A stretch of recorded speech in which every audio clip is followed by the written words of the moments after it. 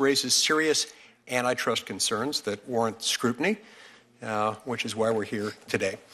Over the past few decades, Americans have changed the way that they view movies and television programming, and programming that we used to call television programming, but that now doesn't necessarily air over television.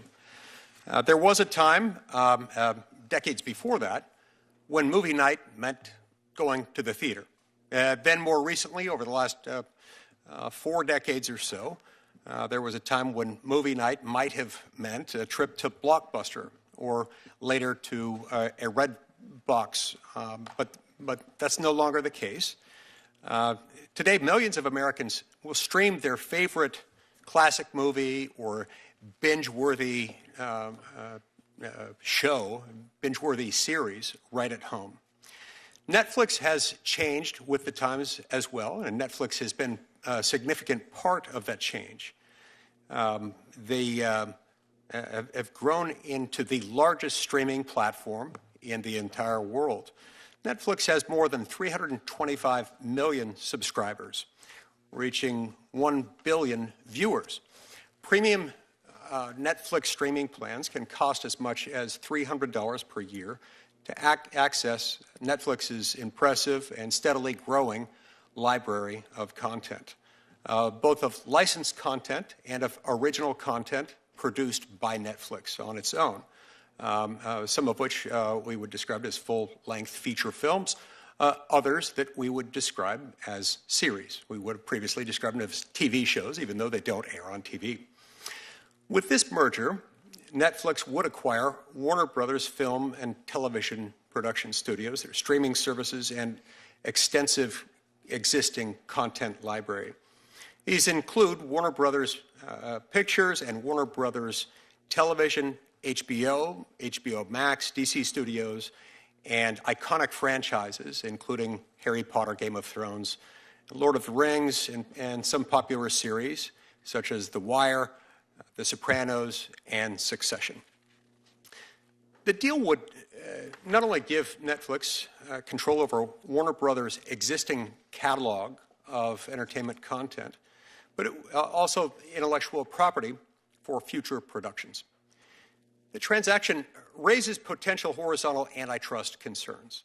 Netflix and HBO Max both offer subscription-based streaming video services and compete directly for subscribers seeking premium content. Additionally, Netflix and Warner Brothers compete to develop critically acclaimed films and hit series content. So the merger would eliminate these areas where they compete head-to-head in today's market. Not only do Netflix and Warner Brothers compete for subscribers and for content, but they also compete in a different direction. They compete for the employment and retention of creative talent, including writers, directors, actors, and other production professionals that go along with the process of producing this content. Consolidating two major employers within the same market inevitably has an impact on and can significantly weaken competition for that labor. The Department of Justice and the Federal Trade Commission have made clear that monopsony power, which here refers to the potential power to suppress wages or limit professional opportunities, is a cognizable antitrust harm, separate and apart from any monopoly-focused concerns. The Department of Justice has demonstrated this when it successfully blocked, for example, Penguin Random House's attempted acquisition of a competitor, Simon & Schuster. Second, this merger raises potential vertical concerns. Netflix is the largest global streaming platform, wielding an enormous influence due to its size over what audiences watch through its proprietary recommendation algorithms. Warner Brothers controls a portfolio of film and television content for its part. So combining dominant distribution with additional premier content creates the classic risk of what we refer to as vertical foreclosure. The merged firm would have both the incentive and the ability to put rivals at a disadvantage. It could withhold marquee titles, it could raise licensing fees, it could favor its own content with recommendations. On a platform of Netflix's size and reach, even a small set of changes in visibility could impact competition. This deal also has potential downstream implications for movie theaters. Now, Warner Brothers is a central force in theatrical distribution, while Netflix is generally favored streaming over theatrical releases. This consolidation would increase incentives to divert major releases away from theaters to streaming only on Netflix. That would reduce consumer choice and threaten the viability of movie theaters. Now, these risks are amplified by data ownership. Netflix already, due to its innovation and investments in this area, has unmatched insight into viewer behavior. Combining that with the content library of Warner Brothers could further entrench Netflix's dominance and raise barriers to entry, make it harder for nascent competitors to enter the market and compete effectively. Antitrust cases are often decided on the basis of market definition, how you define the market in which the merged entity would make its appearance. It makes a big difference. In a subscription video on demand market, if it were defined in that way, the combined firm would likely exceed the 30% market share threshold, thus triggering a presumption of illegality established by the Supreme Court in longstanding precedent, the United States versus Philadelphia National Bank. Additionally, this merger does not occur in a vacuum. It doesn't occur in isolation. Netflix recently secured an exclusive multi-year agreement with Sony Pictures. This arrangement, announced really just in the last couple of weeks, suggests a broader strategy to consolidate even more premium content behind Netflix's own paywall. Even the uncertainty surrounding this merger risks weakening Warner Brothers as a strong, independent competitor to Netflix, which it currently is. So all told, one might say that Netflix seeks to become the one platform to rule them all, or at least to exercise a significant amount of market dominance. The merger raises numerous antitrust concerns. In a nutshell, consolidating both production and distribution power. If approved, the merger will likely shape in a really significant way how Americans access movies and series for many decades to come. I look forward to hearing the testimony from our witnesses. And Ranking Member Booker, we will now proceed to you and hear your opening statement. I'm really grateful for Chair Lee for organizing this hearing in partnership with my team. We both are coming out this and with a lot of bipartisan accord that we have a real crisis in our nation right now with a level of corporate concentration like has not been seen for generations, going all the way back to the trust-busting days of Roosevelt. I would be remiss if I did not acknowledge that to my left is Amy Klobuchar, who literally wrote the book on antitrust enforcement, and having her leadership here and continued focus is extraordinary, and I'm grateful to serve in between both of these individuals and just feel very grateful today. I want to thank Mr. Sarandos and Mr. Campbell for coming here. It is not fun often to testify before Congress. Sometimes I wonder if it ranks higher than a visit to the proctologist or to the dentist. I'm not sure, but it means a lot that you all are here.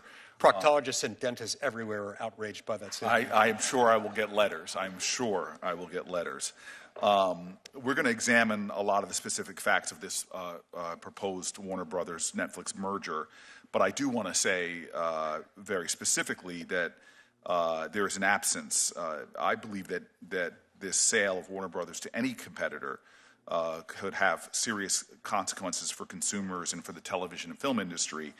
And the absence of not having Paramount Skydance here, who has made a hostile takeover, is frustrating. I invited David Ellison, Chair and CEO of Paramount Skydance, to appear today. Mr. Ellison declined. stating that Paramount, quote, does not believe it would be useful or helpful for them to participate as a witness because their offer had been rejected. I'd like to just ask for unanimous consent for this letter to be submitted into the record. I do want to thank Mr. Ellison, though, for meeting with me and I know other senators in person to answer our questions. It was actually a very fruitful conversation. It's unfortunate it wasn't in public. Paramount's still a player here. They have made a hostile bid of $108 billion. And for that very reason, I again just want to state that their participation would be really relevant to this hearing. And it would be, in fact, be helpful for Congress to question them about this effort, especially given the serious concerns that I have regarding President Trump's involvement in the deal and the allegations of political favoritism. We're in an unprecedented time where we're seeing executive power being exercised in a way that Congress should be checking. We have seen allegations that Paramount has promised the president to make sweeping changes to CNN after Trump said that he thinks, quote, the people that have run CNN for the last long period of time are a disgrace. I think that it's imperative that CNN be sold, end quote. Days after the Netflix Warner Brothers deal was announced, President Trump purchased $2 million in stocks and bonds in both Netflix and Warner Brothers. I think it's outrageous for any senator, any House member, or for the president or vice president for that matter, to be trading in individual stocks when they have extraordinary insider information and influence over policies that move corporate power. This is, again, another example of the corruption that is cancerously attacking our democracy. President Trump is using government power to reward allies, punish perceived enemies, and enable private enrichment at rates we have not seen before. While ordinary Americans are left paying higher prices, consumers are suffering, and money is siphoned off to the top, leaving families and workers worse off. And aside from the concerns of this administration's exploitation of antitrust enforcement, the acquisition of Warner Brothers Discovery by either Netflix or Paramount or any other competitor would result in concerning consolidation of a sector of our economy that has already been putting a squeeze on consumers and artists. Let's be clear, the sale of Warner Brothers to either Netflix or Paramount would have a significant impact on tens of thousands of Americans that work in the entertainment industry and American consumers. I've been hearing from people throughout this industry concerns, fears, worries, legitimate folks that don't have a political axe to grind who are very concerned about the matters we're discussing today and how they're going to impact their lives. So this is not an either-or situation. With either merger, another corporation will gain significant control over what we see, what we hear, and the news we consume.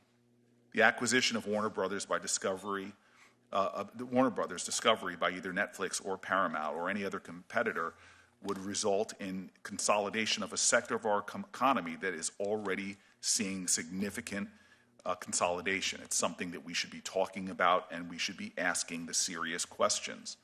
With either merger, another corporation will have that control, increased control over what we see, what we hear, and what news we consume. Now, let's be clear. I was born in 1969. My father made me sit down and watch Star Trek and watch Nichelle Nichols, one of the first African-American women to star in a show like that. Made me watch movies like In the Heat of the Night. So much of our culture was shaped by extraordinary artists who showed diverse voices, who dreamed and saw a future that seemed almost impossible, that in fact there'd be a black senator sitting right now as a ranking member of this kind of committee. Art matters. Art is vital. With a merger like this, it has real concerns about art, about culture, about the voices of Americans, about the moral imagination of a nation. For years, workers, creators, and consumers have been told that consolidation in media and streaming would mean more choice, more unique stories, lower prices. I don't think we've seen that. What we have seen with each merger is higher subscription costs, fewer streaming options, shrinking creative opportunities. I've heard them from artists that I know personally. They speak of lower pay and growing instability for workers across the industry. Many voices that felt that just a decade ago they had chances to bring their art to life now worry that those options are dwindling. Even now, pre-merger, a small number of streaming companies control a lot, from content production to distribution and to the actual platforms through which consumers access entertainment. We are seeing a lot of vertical integration. We know Netflix power. I am a subscriber. I watch Netflix with probably hours I don't want to confess here in an open hearing and put on the record, but it is the dominant streaming platform of my household as well as in our nation. And that's just domestically. It has an extraordinary global scale and reach. Worldwide, they have over 325 million consumers, with their closest competitor, Disney Plus, with half of that at 130 million subscribers worldwide. Warner Brothers controls one of the most valuable and largest content libraries in the world, including HBO, Harry Potter, CNN, and for me, one of my favorite platforms is DC Comics. And the fact is that Netflix Warner Brothers transaction would consolidate the largest distribution platforms with one of the largest content producers, and that should raise questions that Americans should have answered. I have concerns about Netflix getting more power over consumers and leaving fewer alternatives and streaming platforms. I have concerns about startups and competition, and of course, as I've already stated, about the impact on artists and artistry in our country. I am angry about our antitrust laws, which have been ignored by Democrats and Republicans in the White House. I believe that we are now seeing consolidation that is screwing Americans from our farms to pharma. We are in a crisis in America. Our antitrust laws are designed to ensure that independent studios, smaller streaming services, and new entrants are not shut out and left unable to compete with companies that control both content and distribution. The concern that so many Americans have is not just about their jobs and the prices they're paying, but as my father, should he be alive right now, would be concerned about less movies and less original story making. We have such a vibrant entertainment industry. We have an entertainment industry that's the envy of the world and in fact shapes the world. I want to make sure that everything we're doing is protecting what is so profoundly American: freedom, the fact that workers are treated fairly, that consumers have choice, that competition exists. I urge federal enforcers to review this merger fairly and without political bias, without a president bringing his personality and his political opportunism to bear. I think what the American people deserve is to see our laws, as conceived by previous generations, enforced justly and thoroughly. I look forward to hearing from the witnesses, and again, I thank them for being here. Thank you, Ranking Member Booker, and your what you offered will be admitted to the record without objection. The Senate Antitrust Subcommittee is, of course, a subcommittee of the Senate Judiciary Committee. We're grateful to have the chairman of the full Senate Judiciary Committee, Senator Grassley, here with us, and we'll now turn to him for his opening statement. Thank you. Every seat in this hearing room is filled, which speaks to the great interest in this issue, and it also speaks to maybe some of the controversy with the issue. This committee is interested in this because we want to make sure the Department of Justice and the Federal Trade Commission does its job of oversight on antitrust. So I thank Chairman Lee and Ranking Member Booker for holding today's hearing on this proposed Netflix Warner Brothers transaction. We all know that America pioneered the film industry, from Hollywood musicals to John Wayne westerns and the rise of modern television. Families still enjoy watching shows together, and it remains an very important part of our culture. But how people watch these productions has changed quickly. The proposed transaction this committee will focus on today would combine Netflix, a leading subscription streaming platform, with Warner Brothers studio assets and HBO Max, another streaming service. This proposed merger could affect prices and choices. Congress enacted the antitrust laws to protect competition and consumers. The Department of Justice and the Federal Trade Commission must apply those laws using a neutral, evidence-based approach, and Congress has an oversight role to play, and that's why we're here today. Opponents warn that this deal could reduce head-to-head competition in subscription streaming and lead to higher prices or less innovation. Families in my state of Iowa and across the country already juggle multiple subscriptions, and they deserve real competition that keeps prices in check. Opponents also caution that a combined firm could limit access to popular content, limit licensing options, and make it harder for rivals to emerge and compete. Theater owners worry about shorter release windows and fewer wide theatrical releases, which could harm neighborhood cinemas, those they employ, and affect local economies.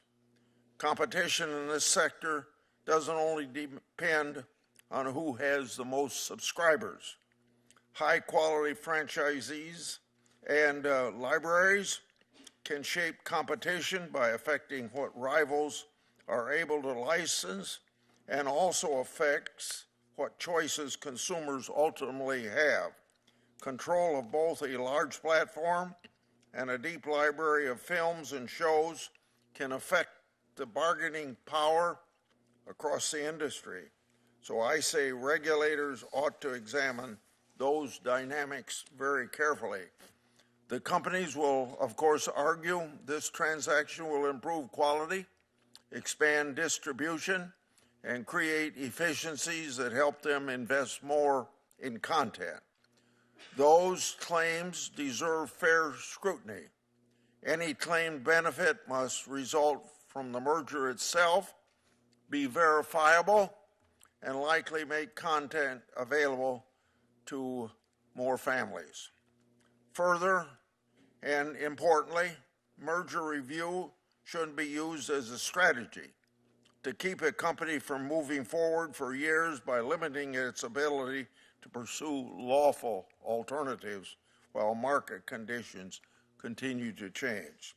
So I encourage our antitrust regulators to carefully scrutinize this transaction to ensure that competition is not undermined and to make sure that consumers are protected.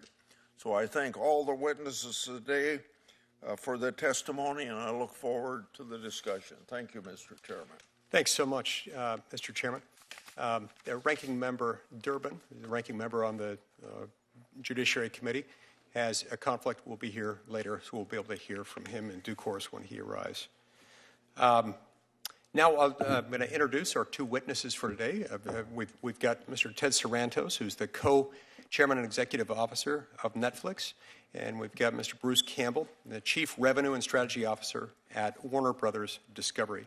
If the two witnesses will please rise and raise your right hand to be sworn in. Do you swear or affirm that the testimony you're about to give to the subcommittee will be the truth, the whole truth, and nothing but the truth, so help you God? Thank you. Let the record reflect that all witnesses answered in the affirmative, and thanks again for being here today. We'll now hear your opening statements. Mr. Sarandos, we'll start with you, and please begin with your opening statement. Thank you, Chairman Lee, Ranking Member Booker, members of the subcommittee. Really my honor to be here today. A combined Netflix and Warner Brothers will strengthen the American entertainment industry, preserve choice and value for consumers, and create opportunities for creators. I'm happy to answer all the questions about this deal. I thought it might be a little helpful to spend a few minutes to talk a bit about myself and about the company. I grew up in Phoenix, Arizona. I was the son of a union electrician and a stay-home mom. They were too young to have 5 kids, but they did, and the house was crazy. So I found a lot of comfort in front of screens. either ducking into the theater to get out of the Arizona heat or parking myself in front of a TV, which I've did for an embarrassing amount of time. As a teenager, one of my first jobs was working in a local video store. And it was behind that counter that I learned so much about the importance of stories. I watched people roam around the store, reading the backs of boxes, desperately asking strangers for reviews, trying to figure out what to watch. And I figured out that I had a pretty good memory for these movies and these titles and these directors, and I could help people find movies they otherwise would have missed. And it felt great to help them. Home entertainment and the video store gave consumers value, choice, and control. But you had to do the distribution by yourself. You had to drive back and forth to the store. That experience started a chain of events for me that led me to Netflix, which at the time had a couple hundred employees and was stuffing envelopes and using the U.S. mail to send DVDs around the country. It solved the distribution burden for consumers, broadened choice, and deepened value. No matter where you lived, you had access to nearly every TV show and every movie ever made. But you had to stand around waiting by the mailbox to rent them and return them. So in the late 1990s, we saw how the internet was about to change entertainment as we know it today. So we built the technology to stream shows and films. Finally, fans had access to thousands of choices with total control of how and when to watch them, and at a tremendous value relative to TV. Over a decade ago, we began programming our own programming, like House of Cards and Stranger Things and The Crown, and movies like The Irishman and Marriage Story, Red Notice. Netflix productions have already created more than 155,000 American jobs, contributed $225 billion to the U.S. economy. We have filmed in all 50 states. While other media companies have been cutting back their content spending, we have increased ours. If you're wondering if we're in this for the long haul, we're spending $1 billion right now to transform the old Fort Monmouth military base in New Jersey into a state-of-the-art production facility, revitalizing the local economy there. We also export American stories to the world. About the only place you won't find Netflix is China, because they censor us and block us. With Warner Brothers, we're going to create more economic growth and create more value for consumers. Warner Brothers' assets are very different from ours.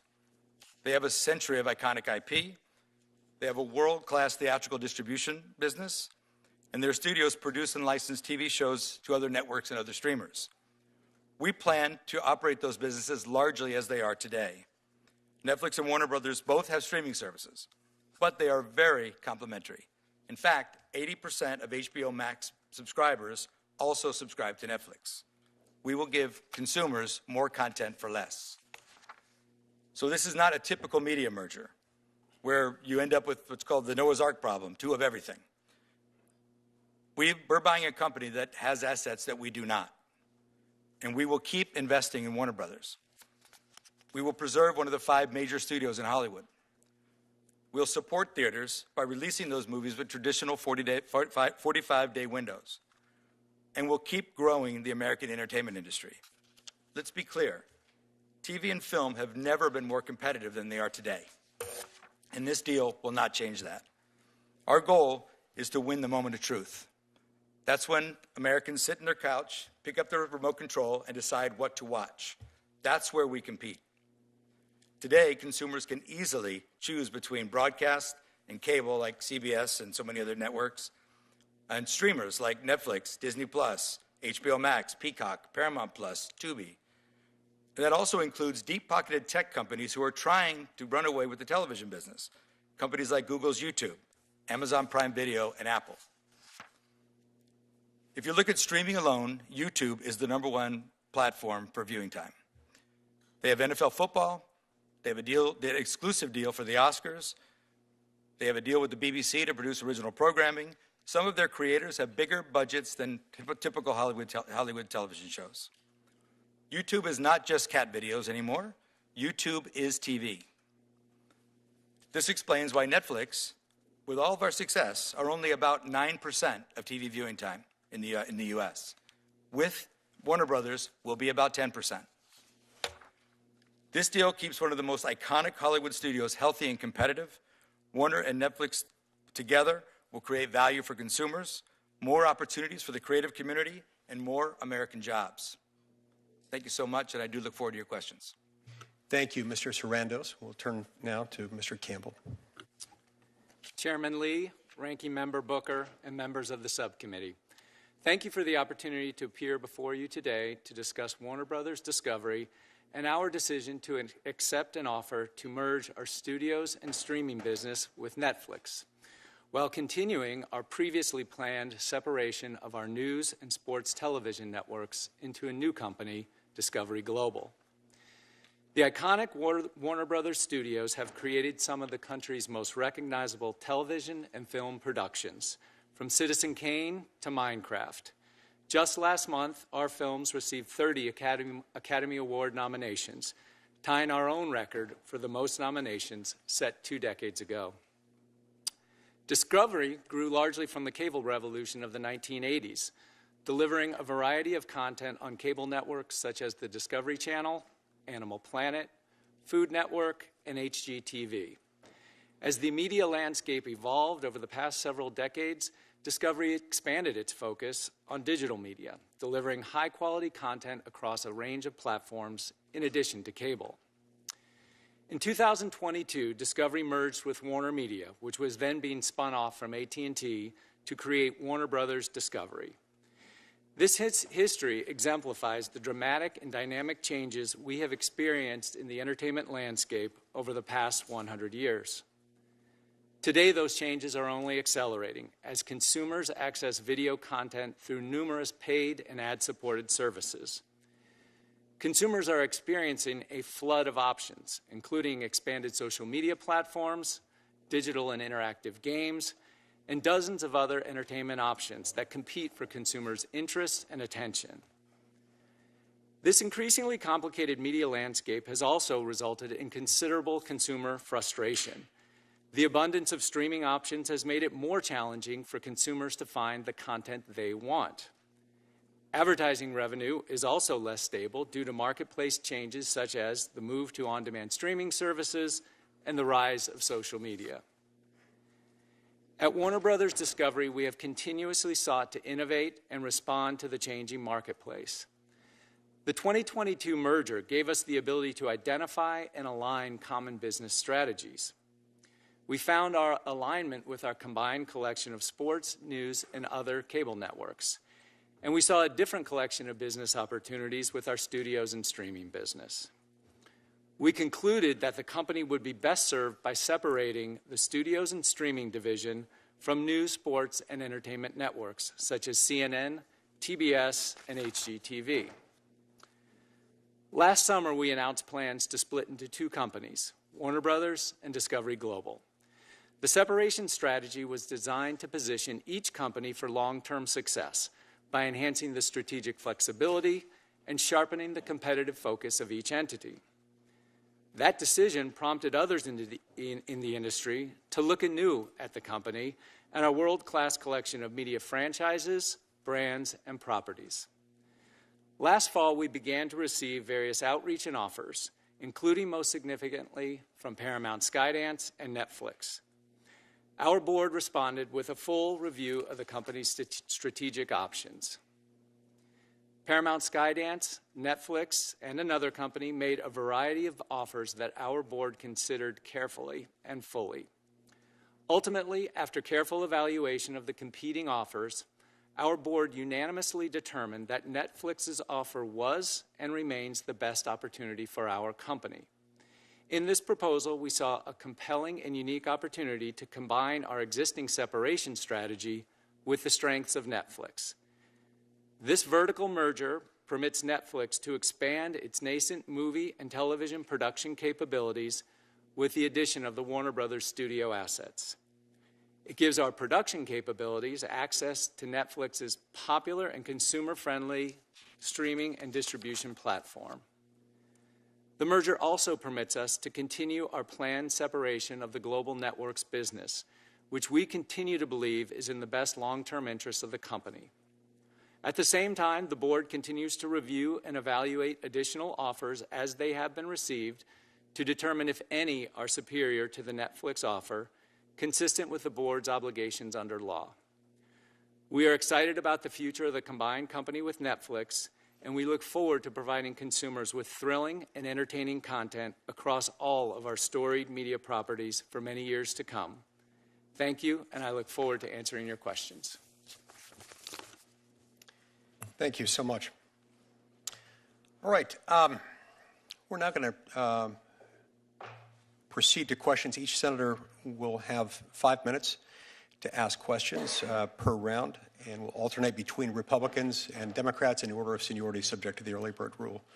And as I mentioned earlier, Ranking Member Durbin has had a conflict, so when he arrives, we'll hope to hear his opening statement as well.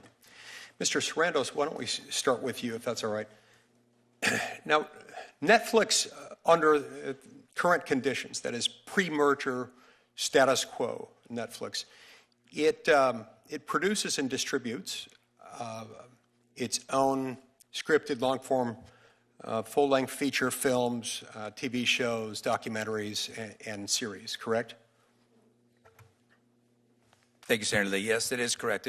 We do produce. It is a small portion of our title offering. But it's part of your library. Part of our library, yes. In fact, it plans to invest roughly $20 billion annually, separate and apart from the merger, in order to increase production, adding to its portfolio. Is that right? Production and licensing, correct, Yes. sir, yes. So if Netflix already produces content and plans to increase production, increase that investment on new production, regardless of the merger, tell me why you want to make this acquisition with a competing content producer and a competing streaming platform. Well, today, Warner Brothers is both a competitor and a supplier.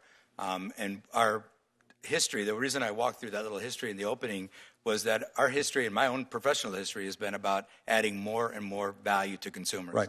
And you do that by adding more choice. And to do that, it requires a great deal of volume of production and a volume of licensing, which we do today. I would say, too... By supplier, you're referring to the fact that they, through licensing arrangements, you already... Correct. We license television series air, and film. well, you don't really air, you stream some of their content. Correct. In movies in various windows, and in original series and licensed series as well. Now, YouTube does not invest in producing original content, at least not in the same order of magnitude, not anywhere near what Netflix does. Is that right? I can't speak to their specific economic impact. I know that they do not share the risk with the creators in doing that. They certainly step up, and we compete with them for things like that Academy Award deal, certainly for the NFL football games they recently did with the NFL game in Brazil. Now, so, yes, they do spend a great deal of money on content. Now, YouTube does share advertising revenue with users, primarily, I believe, with users who do produce their own content. I assume you wouldn't disagree with that characterization. In other words, Yes. Most of regular YouTube, let's differentiate for a minute. YouTube from YouTube TV, which is a different thing altogether. It's a cable TV subscription. But YouTube, whether it's regular YouTube, streams free, doesn't require login credentials, doesn't require any subscription, unless you want to get YouTube Premium, which allows you to bypass the ads attached to the streaming device, in which case you've got to pay a fee and have subscriber login credentials for that. They're not in the same business. They're not producing the same thing. Sure, they produce content. They share advertising revenue with creators, but these are more like sort of end-user creators producing shorter content, not full feature-length films typically. Isn't that right? Well, Senator Lee, thank you. And I appreciate the complexity of all this, and I really can't speak to the inner workings of their model. It's not really that clear for folks. It's not that transparent. But you would agree that YouTube YouTube content is free as a default matter, and as a default matter, it doesn't require either a paid subscription or login credentials, right? Well, they are a subscription service that also has an ad-free and a subscription option, and it is the exact same content. And remember, when we talk about a competition, we're competing for the same content, we're competing for the same viewers, we're competing often for the same ad dollar, and sometimes it's the exact same programming. And in the case of YouTube creators themselves, this past weekend, a YouTube creator had a movie called The Iron Lung that put $17 million at the box office. Okay. And I don't doubt that they sometimes have feature-length films on there, but I'm still I'm struggling to grasp, to fully understand what you're saying about how it's the exact same content. Is this content that is produced with, I don't know, the involvement of the Screenwriters Guild, content that is produced typically in a studio? Where does most of the content on regular YouTube come from? Again, regular YouTube, not to be confused with YouTube TV. Correct. And I would say I would point you to the comments of Neil, the CEO of YouTube, who just drew a point to the fact that YouTube creators are buying Hollywood studios and producing content at very competitive levels today, and he himself calls it TV. And I would say, what people also miss is about 50% of the engagement on YouTube today happens in the living room on a TV. Not on. I think people largely think of YouTube as a mobile device service, and it is 50% today and growing very fast on television. And for Netflix, a very small percentage of our content is ever watched on a mobile device. It's primarily on television. And on that screen, sir, it is a zero-sum game. So if you're watching YouTube, you're not watching HBO Max, you're not watching Netflix, you're not watching CBS. So that is why when we talk about competing for the moment of choice, competing for the viewer's attention, competing for the ad dollars, competing for the subscription dollars, it is all the same pool of content and all the same pool of viewers. Look, my time's expired, but just very briefly before we go to the next senator, I want to make sure that I understand what you're saying. Sure, you're choosing between this and something else in the same sense that if I'm watching anything on a screen, whether it's a small screen or a big screen on the wall, I'm not watching something else or doing something else. It competes. The two compete in the same sense that they compete for what else one might do in one's day, reorganize one's sock drawer, think about the dormant commerce clause of the Constitution, or something else really fun like that. But it's not necessarily the same content. In fact, YouTube, regular YouTube, not to be confused with YouTube TV, which is like a cable subscription thing, the lion's share, the overwhelming share of what one consumes on YouTube while watching YouTube is not full-length feature films written by screenwriters produced by full studios, is it? Are we okay on time for me to answer? Well, yeah, just answer quickly, and then we'll go to Senator Schiff. So the exact splits of what type of programming is seen on YouTube is not, again, there's no transparent reporting of the viewing except for what shows up as a view count on YouTube, unlike the other counts. But I would tell you that it is increasingly the exact same programming, meaning if you did not watch Saturday Night Live on Saturday night, you probably watched it on Sunday morning on YouTube. Okay. The exact same show. I may want to get back to that in a subsequent round. Senator Schiff, you have the button. Thank you, Senator. Thank you, Chairman, and thank you, gentlemen, for being here. I appreciate the opportunity to hear from you. Mr. Cameron, let me start with you.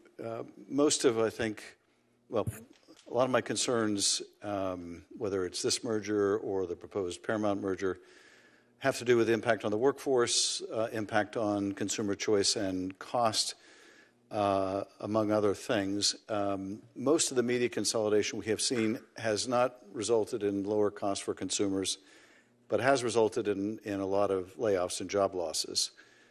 Do you think that will be the case here? That is, as a result of this merger, should we expect there'll be a round of layoffs, and how large? Should we expect consumer prices to go up? And if not, why should we think this will be the exception? Thank you, Senator. No, I think the answer is no in both cases. One of the reasons that the Netflix offer appealed to us so much at Warner Brothers Discovery is, to Mr. Sarandos' point, that they don't have the type of film studio and film distribution infrastructure that we do today. They don't have the type of television studio that we do today. And we believe, based on our discussions with them in the negotiation process, that they're not only going to keep those operations intact, in fact, they're going to invest in those operations and invest in continued production, including on our lots in Burbank and elsewhere. Similarly, on the consumer side, as Mr. Sarandos said, 80% of the HBO Max subscribers today already get Netflix.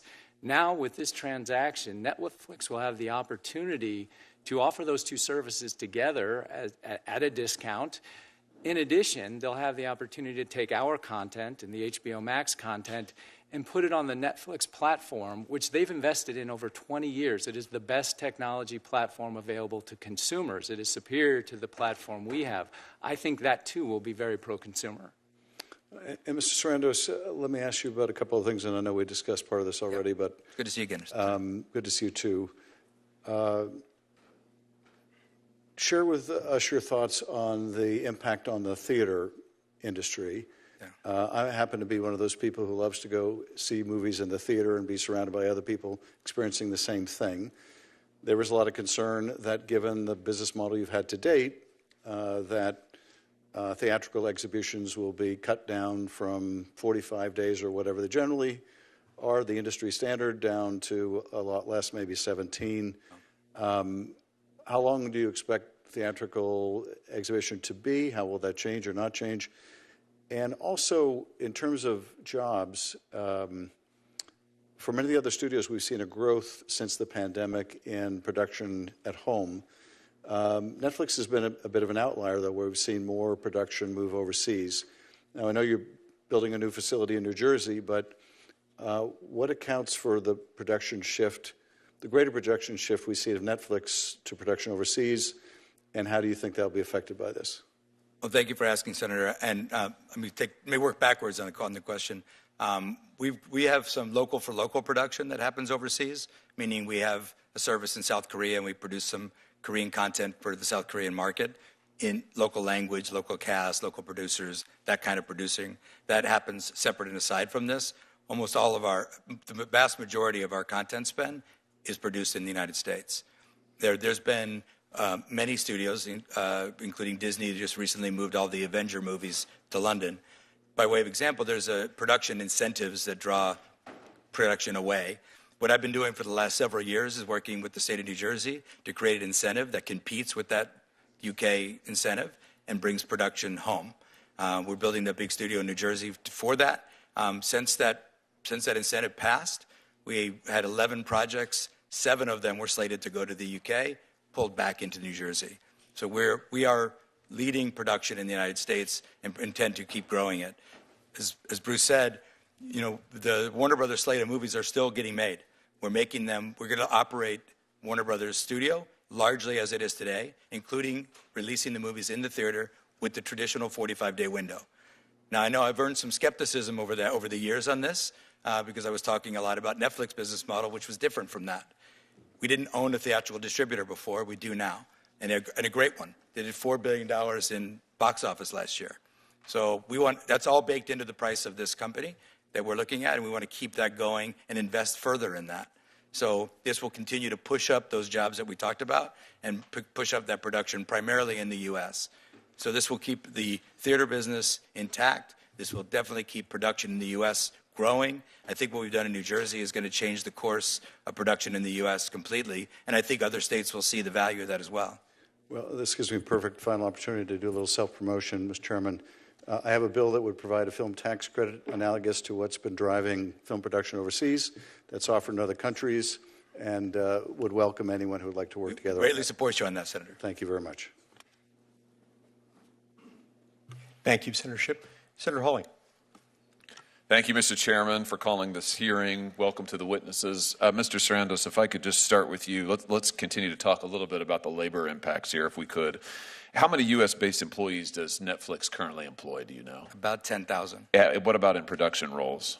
Well, it's a fluid number, but we've had about 155,000 production jobs about now on our originals. At any given time, I don't know the number exactly, sir. I can follow back with your staff, though. Warner Brothers, how many U.S. production jobs? I don't have the exact number, but it would be, I would think, in the 8,000 range. Okay. Here's my question. If this merger goes through, what's your projection about the amount of domestic production, say, 2 years from now? Is it going to be static? Is it going to decline?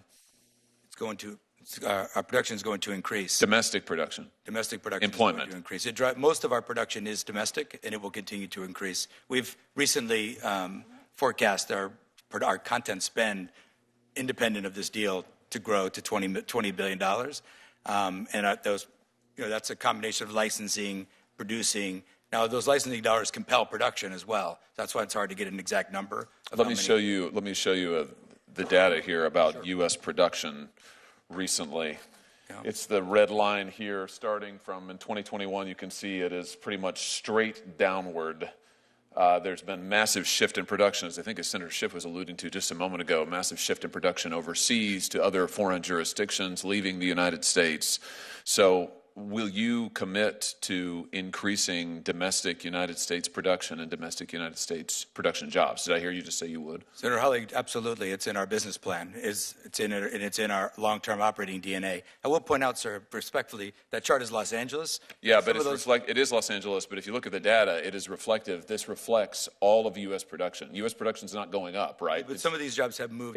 It's going Some of these down. jobs have moved to yeah, but the Jersey. overall numbers are going down, and this is exactly the concern of labor. And without objection, Mr. Chairman, I'd like to enter into a statement for the record from the Teamsters, who have major concerns about this deal, as does, frankly, pretty much every segment of labor, Mr. Sarandos. And what they all say is they're worried that you're going to cut residuals, which is effectively payments. You're going to cut production jobs. So let's just go through a few commitments here. Will you commit to using union labor for all domestic shoots? We do use union labor. Will you commit to using it in the future for all of your domestic shoots if this deal goes through?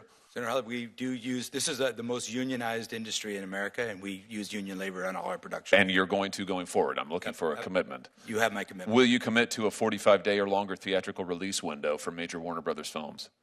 Senator Hawley, I just said that I would do that under oath, so yes. Good. And will you commit to fairly compensating your workers in the industry with residual payments?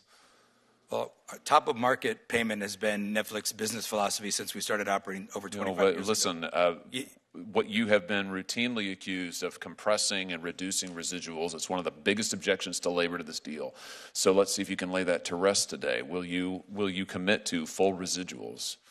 Senator Hawley, I would like to tell you this is a very complicated answer because we prepay. That's usually on the way to no. That's usually a way of saying no. So I'm looking for yes. Senator Hawley, I understand this is not a yes or no answer. It kind of is, though. It kind of isn't because and we were going to sit down with the unions. You're disappointing me. Starting in the next few days, sir, we're sitting down with the unions for new contract talks that start actually in 3 days. That's a complicated, long no. I would really hope it would be yes. Okay. Are you asking me to commit to residuals in the traditional form? Because I don't think that applies in many cases. That's why I'm getting there. All right. Well, I think you've got some work to do on that, Mr. Sarandos, and I would hope that you'd reconsider your position. Before my time expires, I want to ask you about something else related to children. Why is it that so much of Netflix content for children promotes a transgender ideology? Almost half of your content for children, I'm talking about minor children now, I'm not talking about teenagers, minor children, promotes a transgender ideology agenda. I was just looking at the data here from your various series.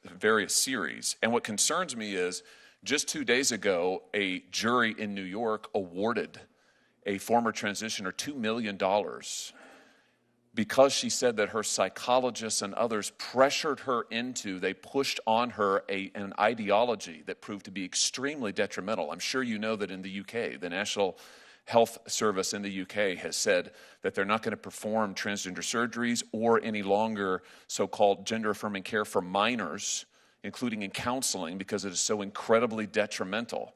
Our own HHS has come forward with similar findings this past year, yet if you turn on Netflix, you'll find that an enormous amount, and I say this as a parent with 3 young children, an enormous amount of your children's programming has this ideology and agenda in it. Is this an advocacy position for Netflix? Is this an ideological commitment you have? I mean, why is this? Senator Hawley, Netflix has no political agenda of any kind. I would tell you that. Well, then why is your children's program so full of this highly sexualized, highly controversial agenda? I don't understand it. It seems strange to me. Respectfully, sir, it's because it's inaccurate. We have millions of hours of children's programming.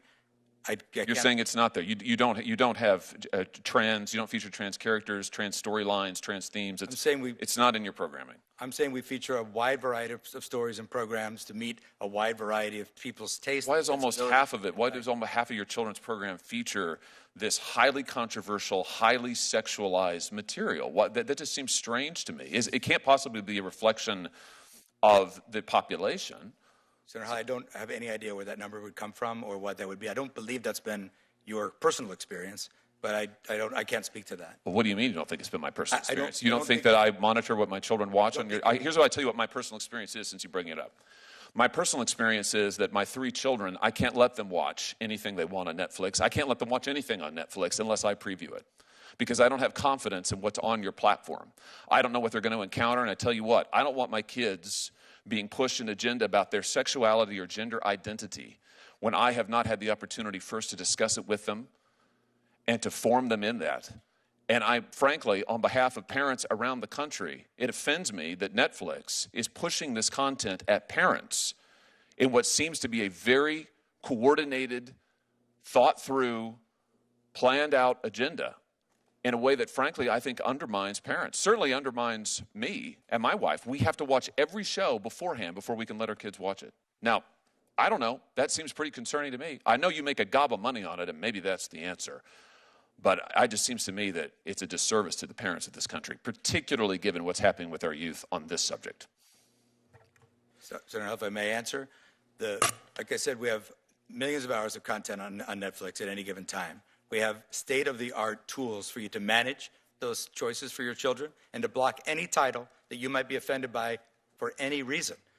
So we are parents at Netflix as well. We share all your concerns about raising kids and also the ability to raise them as you see fit in your household and anyone else's household as well. My concern is that you don't share my values or those of many other American parents, and you want the United States government to allow you to become one of the largest, if not the largest, streaming monopolist in the world. I think we ought to be concerned about what content you're promoting. Thank you, Mr. Chair. Thank you, Senator Hawley. Senator Booker would be next. He is deferred to Senator Welsh. Thank you, Mr. Chairman. Thank you, gentlemen. Appreciate you being here. I think, Mr. Sarandos, when we met, I indicated to you the big concern I have is what's the impact on the creative community. Yes, sir. If this merger goes through, you'll be huge, and the folks that are creating content will have to come to you, and it's hard to see how, with fewer outlets for a person who, or creators who have something special to present to the American people, if they have fewer options, it's going to suppress creative content. Can you address that? Absolutely. The best way to keep giving opportunity to creators is to make more content, make more productions. Netflix is leading the way in doing that. And I would say that into this merger, we intend to keep these operating entities operating exactly like they are today with independent creative groups who do that buying. Meaning, by the way, this is something rooted in something we started doing years ago at Netflix, is creating competitive buying teams inside of Netflix. So let's just say you're a writer, you bring a project to us, we have a family team, a comedy team, and a drama team. It's pretty unlikely that any project that comes in the door is absolutely any one of those 3 things. You can pitch it to all three teams, no, and one may pass and one may take it. You explain that. So, yeah. But if I'm a creator, I come to you, you've got these teams, you want to get my content, but my options to go elsewhere after a merger diminish. And of course, there's been a wave of mergers in the entertainment industry preceding this proposed plan. You also have a business responsibility to Netflix to control cost. One of the ways you control cost is you pay me as a creator less. And me as a creator, if I have fewer places to go, there's less competition for you. Isn't that dynamic, like real and inevitable with this merger? As I said, so we're keeping every one of those buying entities open for business, meaning that if you don't sell your show to Netflix, you can sell that show to HBO. If you don't sell it to Netflix for feature film, you can sell it to Warner Brothers. And all 4 may want it, and it's very common in the business. I'm sure Bruce could talk to you about how CNN has bid against HBO for documentaries at Sundance Film Festival. Happens all the time. Everyone is focused on doing best by the consumer. Okay. And the way we win is to get the best product for the consumer. Thank you. I'll ask Mr. Campbell. What I understand is the Writers Guild of America, after the Warner Brothers Discovery merger in 2022, the merged firm canceled and wrote off about $2 billion in content. That's true, right? After the merger, there was a significant write-off. That merger included a significant amount of debt being put on the combined company, so at least initially we had some meaningful financial considerations. Since that time, we've invested significantly in content, and our content investment has grown every year.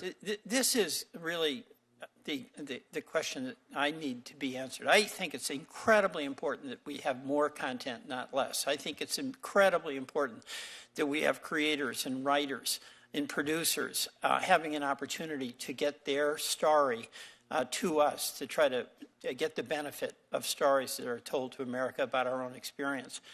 And it's just hard for me to understand how, if there are fewer buyers, where there is less opportunity for competition, it's going to result in more content. You're telling me I'm wrong? No, we know as a successful studio, both on the television and film side, the way you're successful is by convincing the creative community that if you come to your studio, you're going to get a fair shake. And as Ted has... there's something wonderful in the culture of a good company, right? And Warner Brothers has done extraordinary things. But it's really, as I understood it, been really committed to movies and creating incredible movies. Netflix is astonishing in what it's done out of nothing. It creates streaming, which is very, very popular. All of us use it. But those, if you're going to be in charge of Warner Brothers, you'd like to say that nothing will change. But don't we usually hear that anytime there's a big merger, that nothing will change and it'll all be better? So prove it. Senator Welch, I'd like to explain that because, like I said earlier today, most media mergers have fared poorly. I agree. Mostly because one of two reasons. Either you have the Noah's Ark problem. You bought a company that has the exact same sets of assets that you do, so that's all you do is cut everything in half and look for the profit. Squeeze it out. That's not what we're doing. We don't have any of these assets that we're buying from Warner Brothers. The other problem usually is a company that doesn't have particular expertise in that business, and they wind up just sucking cash out instead of putting cash in. We have a particular expertise in this business, and we have a strong, healthy balance sheet to keep investing in this business. Now, it is different from previous media mergers, I know that. But I will tell you, I've been at Netflix for over 25 years. We have done, every year we've been successful by doing things differently. And this media merger will be different than any of the others because we actually need these people. We need those movies. We need those series. So we're going to keep them all operating, and I want them to compete with one another, just as if we didn't own them. And it's very common that the teams inside of Netflix compete for the same project all the time. Thank you. Yeah. Mr. Chairman, I yield back. Thank you, Senator Welch. Senator Smith. Thank you, Mr. Chairman. Mr. Sarandos, you are currently the co-CEO of Netflix, is that correct?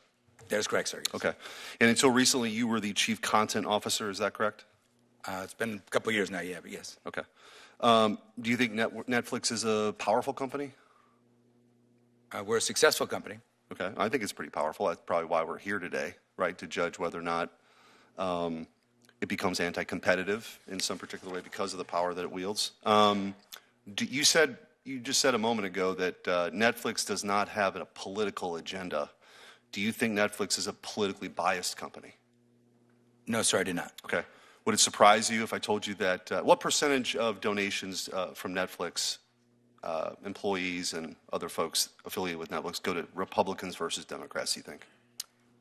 I saw a number published a while ago. It's very high Democrat. Like 99%? Could be, yeah. Yeah. That seems pretty high. Do you think that indicates any kind of bias by the company? Sir, Netflix doesn't have a political giving arm. It does not have, we don't have an active PAC.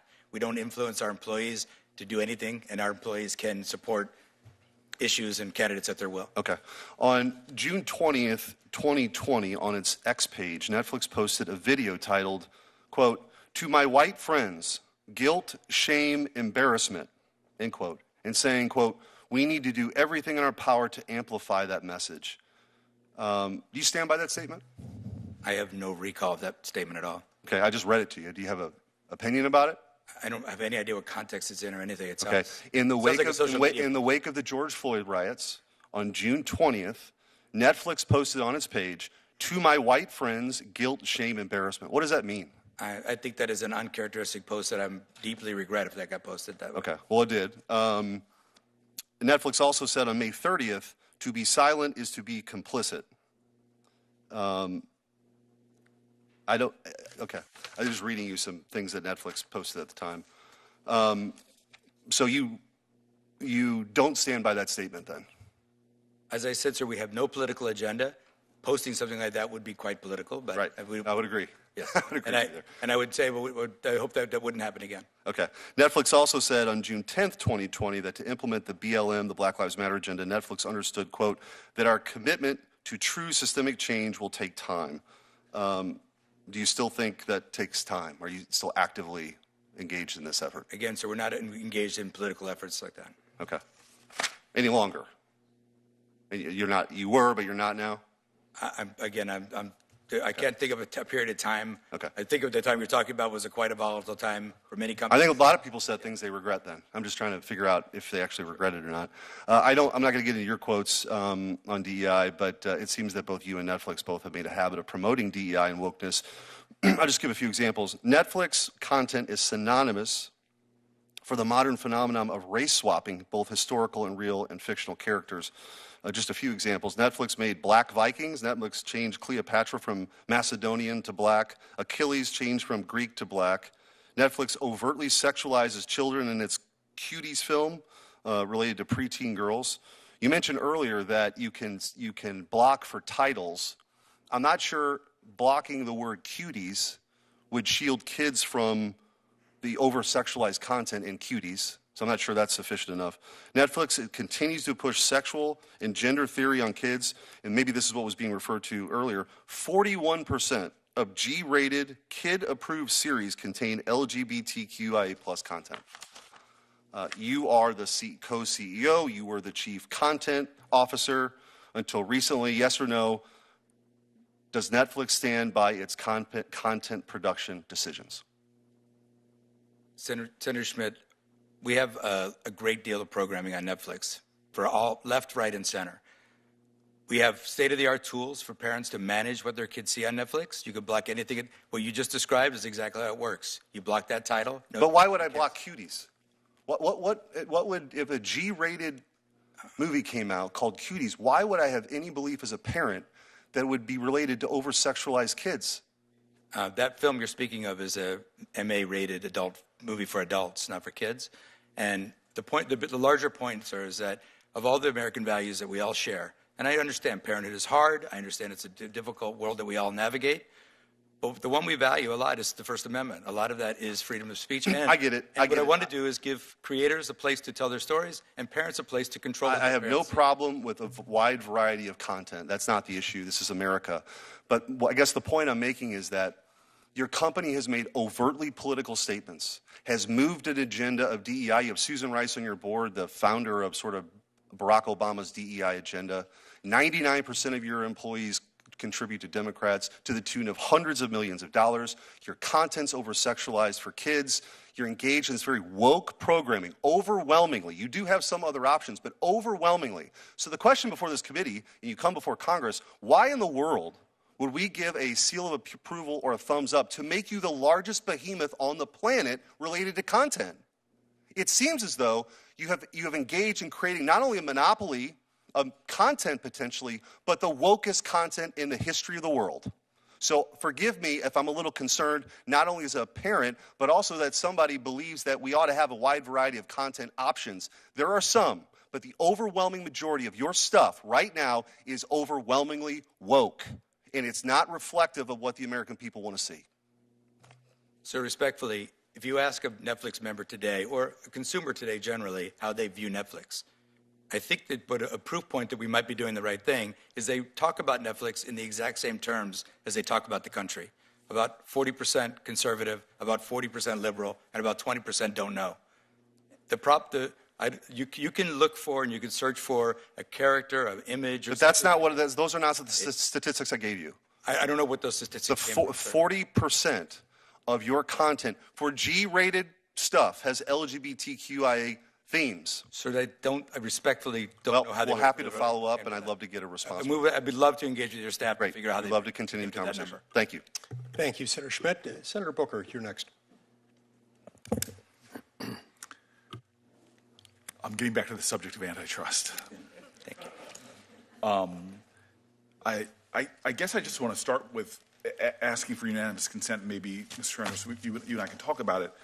I just want to enter into the record statements and letters from stakeholders in the entertainment industry, from a lot of respected groups that believe they'd be harmed by this merger, and they include Cinema United, the largest trade organization in the world representing exhibitors and the owners of movie theaters, a statement from the Future Film Coalition, a national alliance representing filmmakers, producers, distributors, and other impacted workers, a letter from the National Hispanic Media Coalition, Committee for the First Amendment, Writers Guild of America West, and other orgs that are opposed to this Warner Brothers acquisition by either Netflix or Paramount, and a letter from the International Documentary Association opposing any consolidation between major studios in Hollywood, as well, finally, as a letter from the American Economic Liberties Project urging the state attorneys general to block the proposed anti-competitive Netflix Warner Brothers Discovery transition.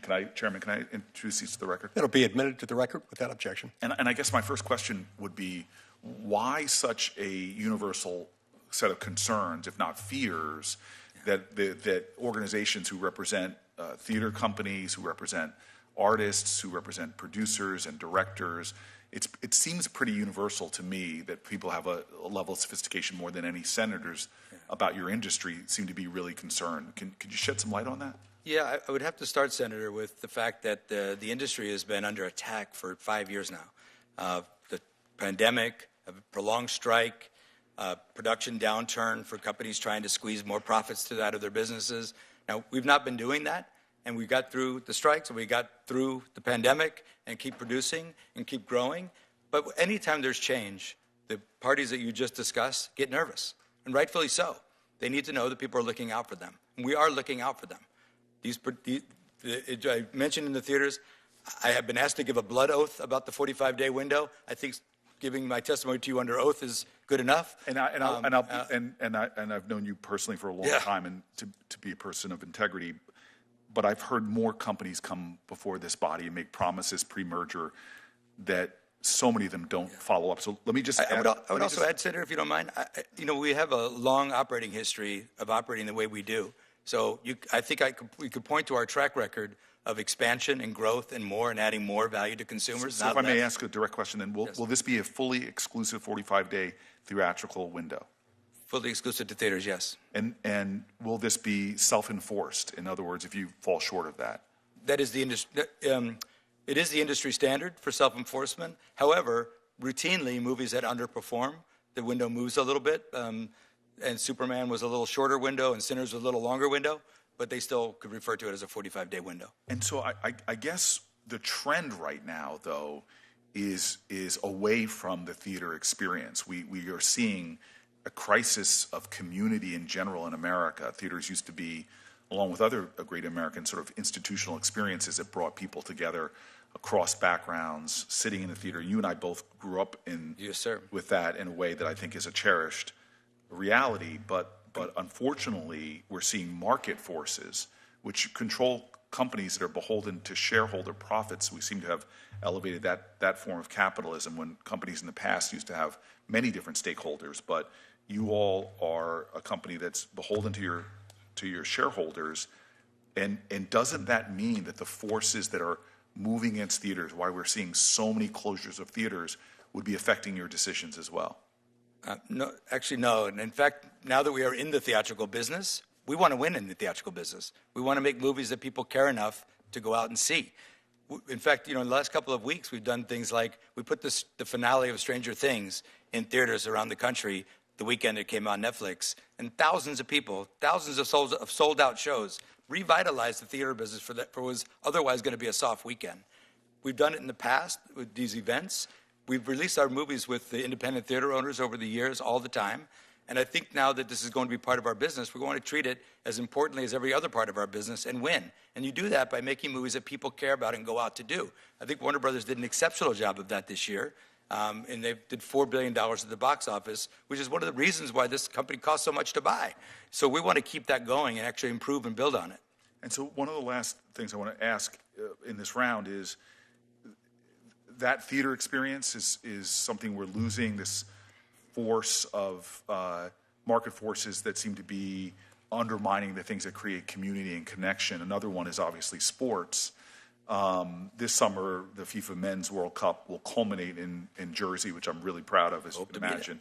But next year, the women's national team, which is our most successful soccer in America, sorry, fellas, but it really is, they're going to head to Brazil to compete in the FIFA Women's World Cup. Their matches, however, will only be available to watch behind a digital paywall as Netflix acquired the exclusive U.S. and Canadian broadcasting rights for the tournament.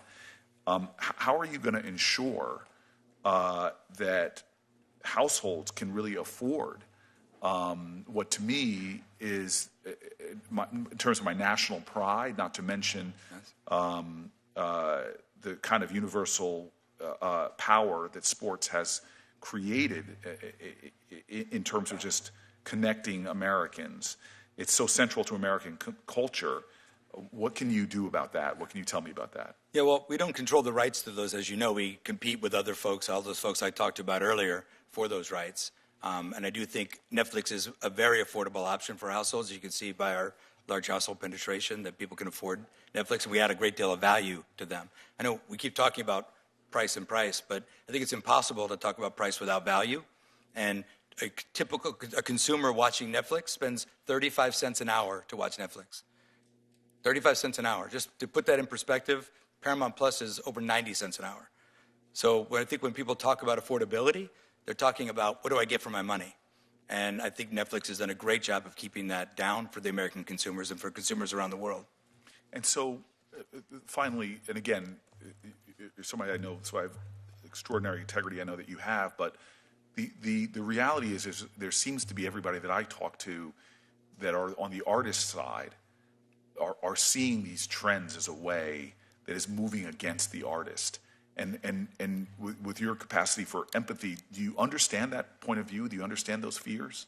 I definitely understand those fears, and I'm, like you, very friendly with most of the folks who create movies and television, not just for Netflix, but for others as well. And I hear about their fears. And the one thing that I could tell you, the reason I told that narrative about my life is I've made my life about getting those films made, getting those series seen. And it's very important to me, and it's very important that we do it in a fair and equitable way. And it's a very competitive landscape. When you have your show, it's not like just the two of us are buying it. When you have your show, you have many places to take it to. And it's not always perfect for everybody. But when it is, if you work at it and get it on the air, you will. Same thing with movies.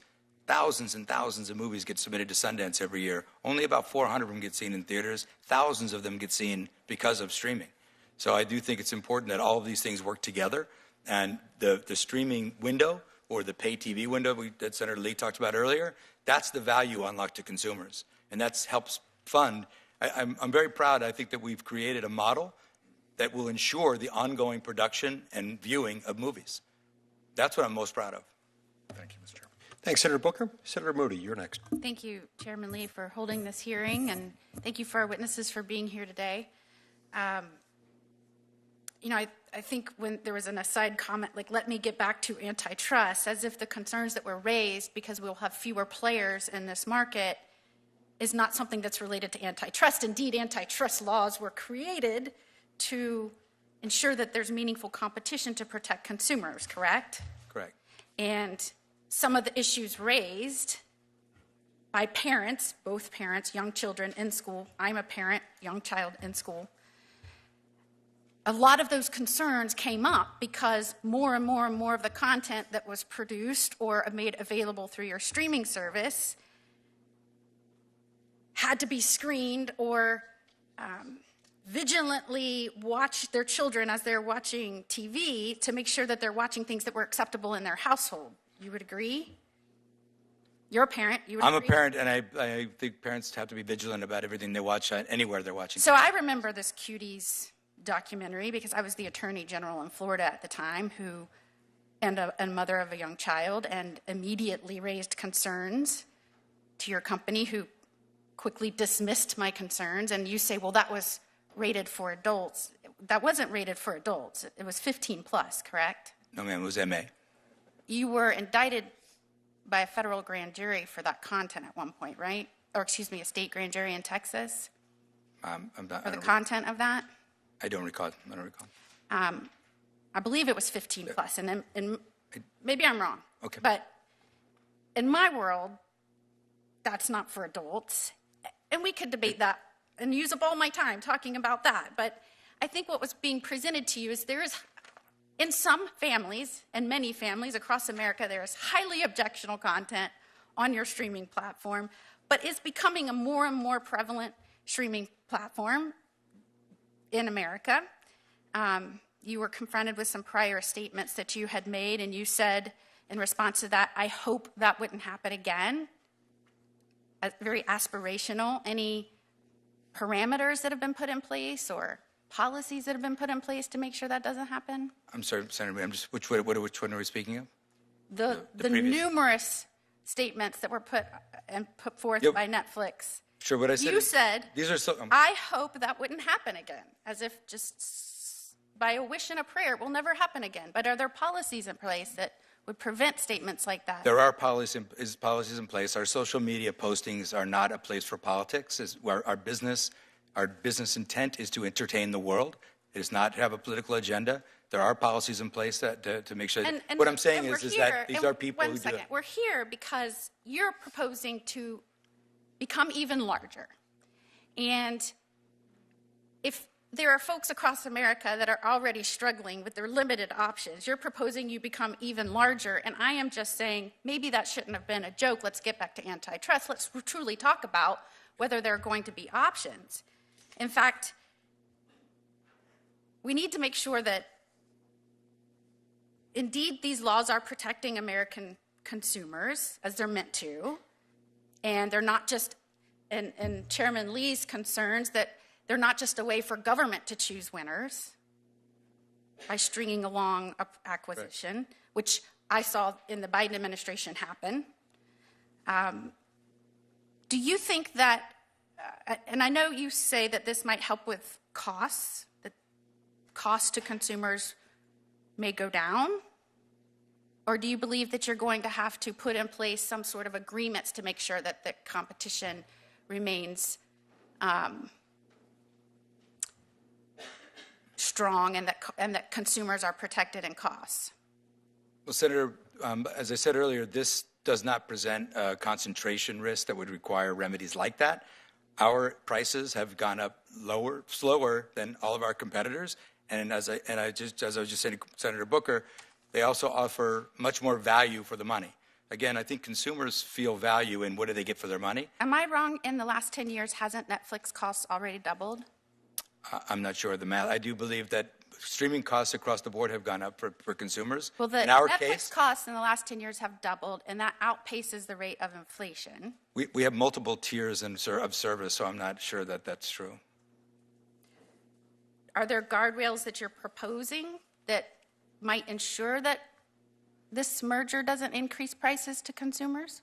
Like I said, we don't believe that this merger represents any concentration risk. We are speaking actively with DOJ right now on the process, and it's still pretty early in that process. Thank you, Chairman. Thanks, Senator Mooney. Senator Klobuchar, you're up next. Thank you, Mr. Chairman. There's another spotlight hearing with the brothers of Renee Good, and that's why I've been going back and forth, so I appreciate your understanding. So I think everyone knows I've had long-time concerns about competition, and anytime the biggest player in the industry seeks to get bigger, there is concern for consumers. Netflix has been noted as the most popular streaming service in the U.S., and through this acquisition, it would take over the rival streaming service HBO Max, potentially giving it power to further increase prices.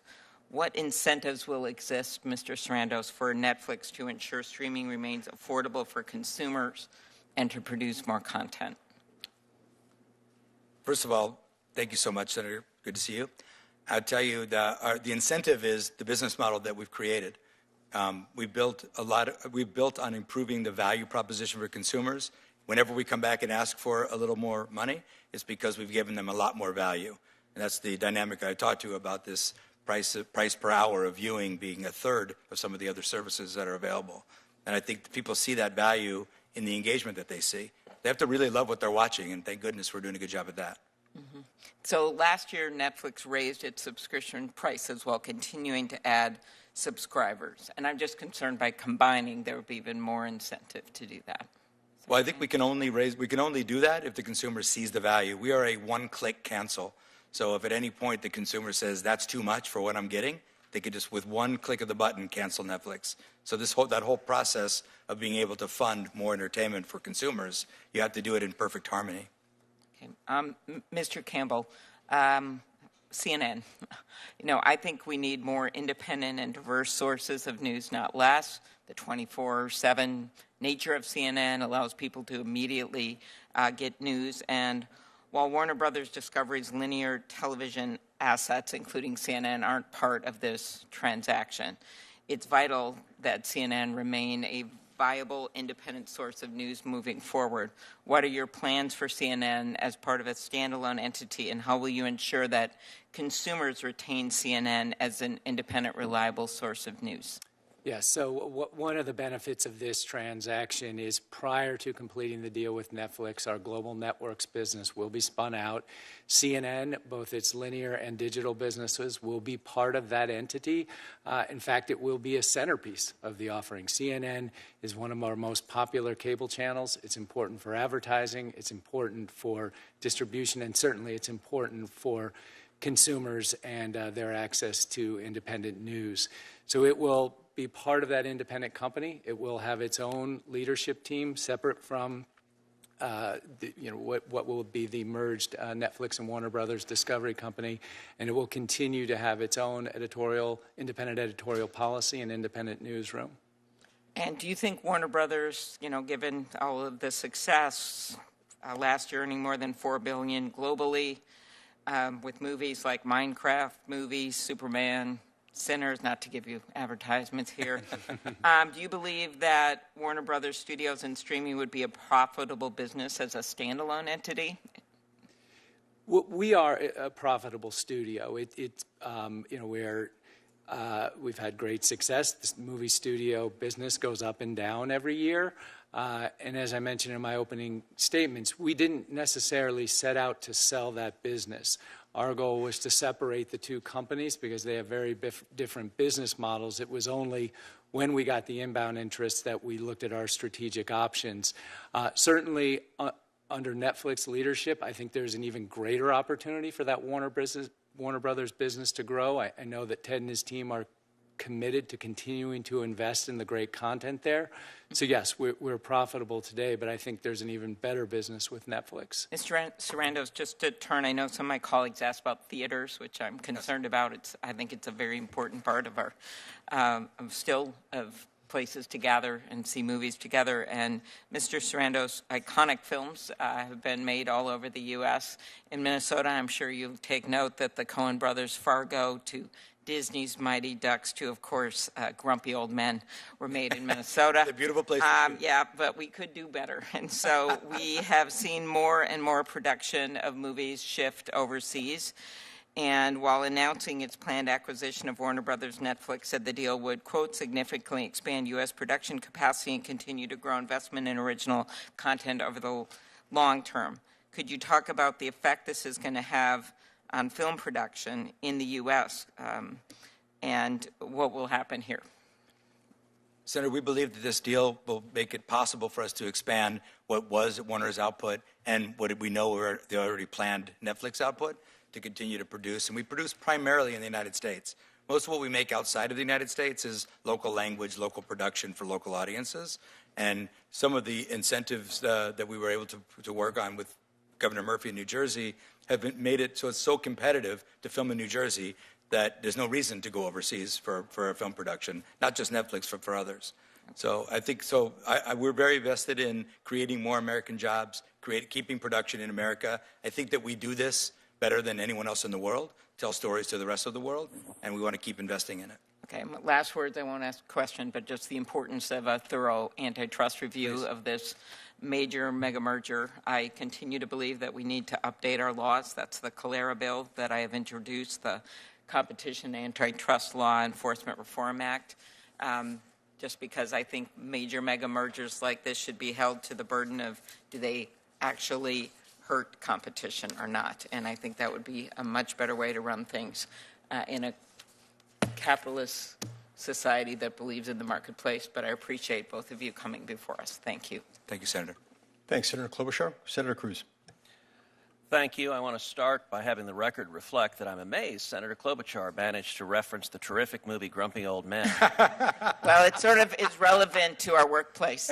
without making a very that's right, obvious and I point. thought of saying that, but I chose not to, but now I did. You had the hanging punchline, and Amy, I needed you to finish it because it does, in fact, describe our place of work. See how stories unite us?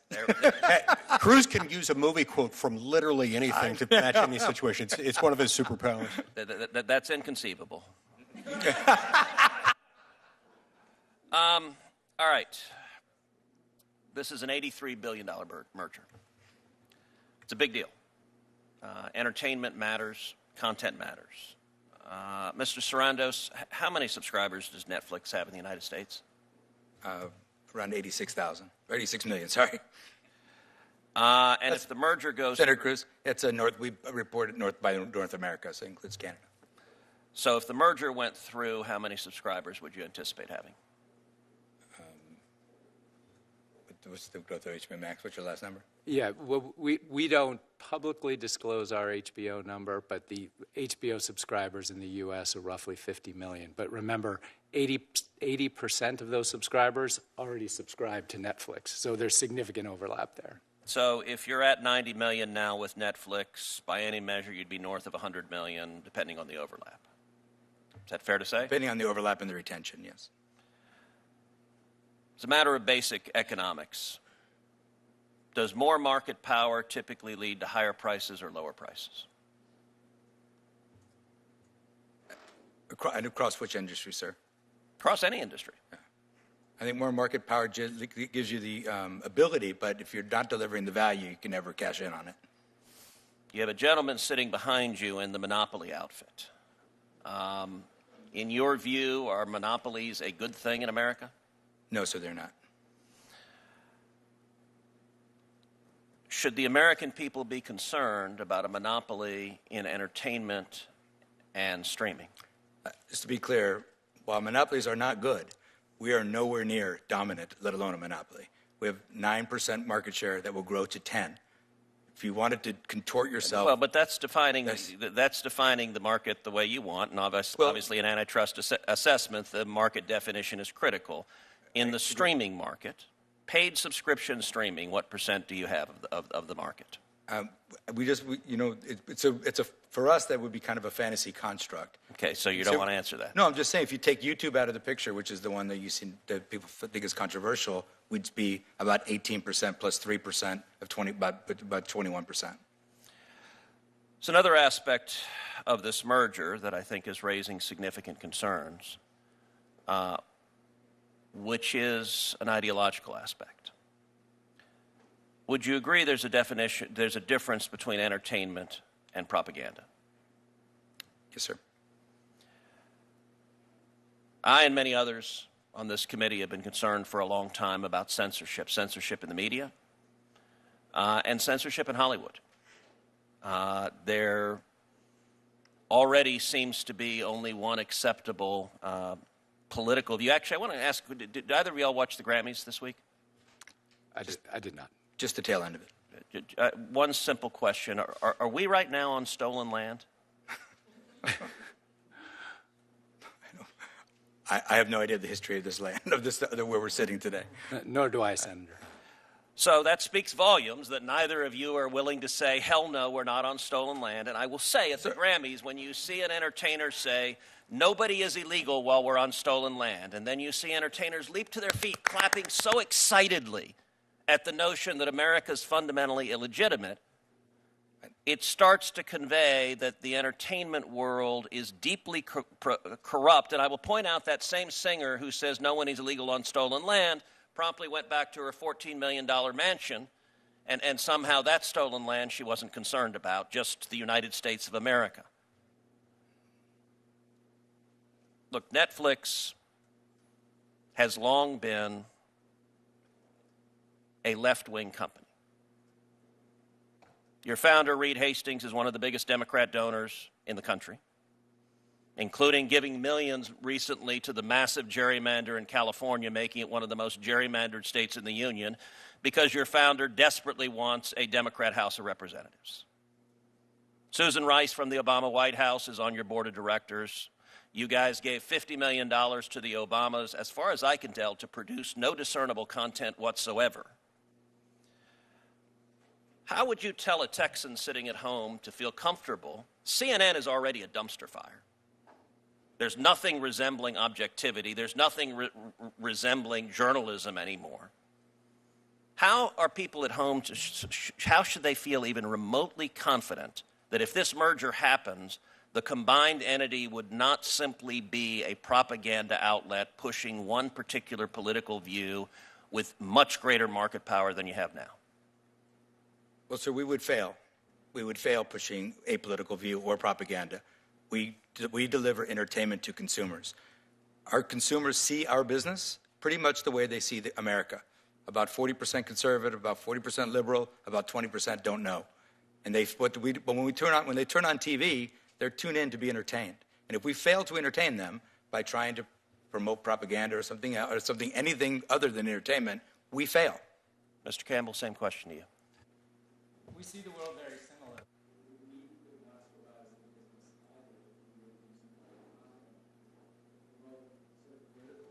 We have a very broad range of content across not only HBO Max, but all of our platforms that we need to appeal to all audiences.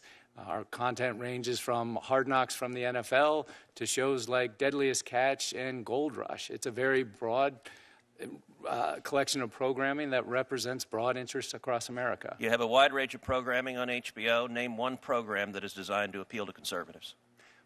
We don't design our programming to appeal to I can think of a lot that are designed to go to liberals. Name one.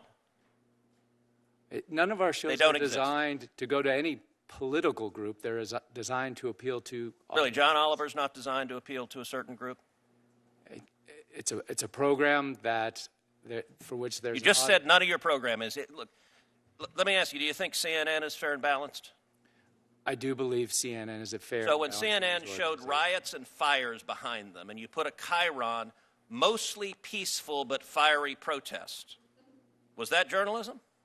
Sir, I'm not involved with CNN, and in fact, they're not part of this transaction, but they have an independent editorial board, they have independent news gathering. We don't direct... They have no independence other than hating Donald Trump, which is why their viewership numbers have plummeted, because they don't actually report news.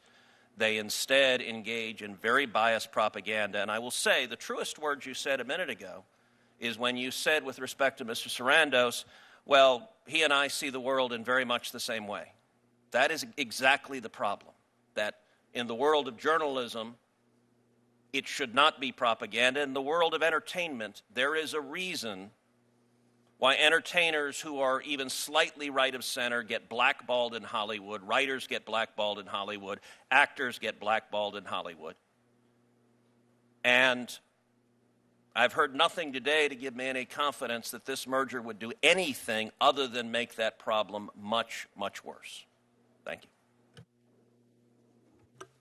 Thank you very much, Senator Cruz. All right, Mr. Campbell, I want to go to you for a moment. Warner Brothers, on its official YouTube channel description, lists a few things in terms of its offering. It invites viewers to subscribe for what it describes as follows, quote, movie trailers, clips, and featurettes. But it doesn't say anything in there about full feature-length movies or television series, correct? We provide a significant amount of content to YouTube, including produced shorts, We have television, children's programming. We do not Sure, there's license feature films, no. Okay. So, there are some of those things on there, but you would say that's a smaller percentage, likely in the low single digits for Warner Brothers?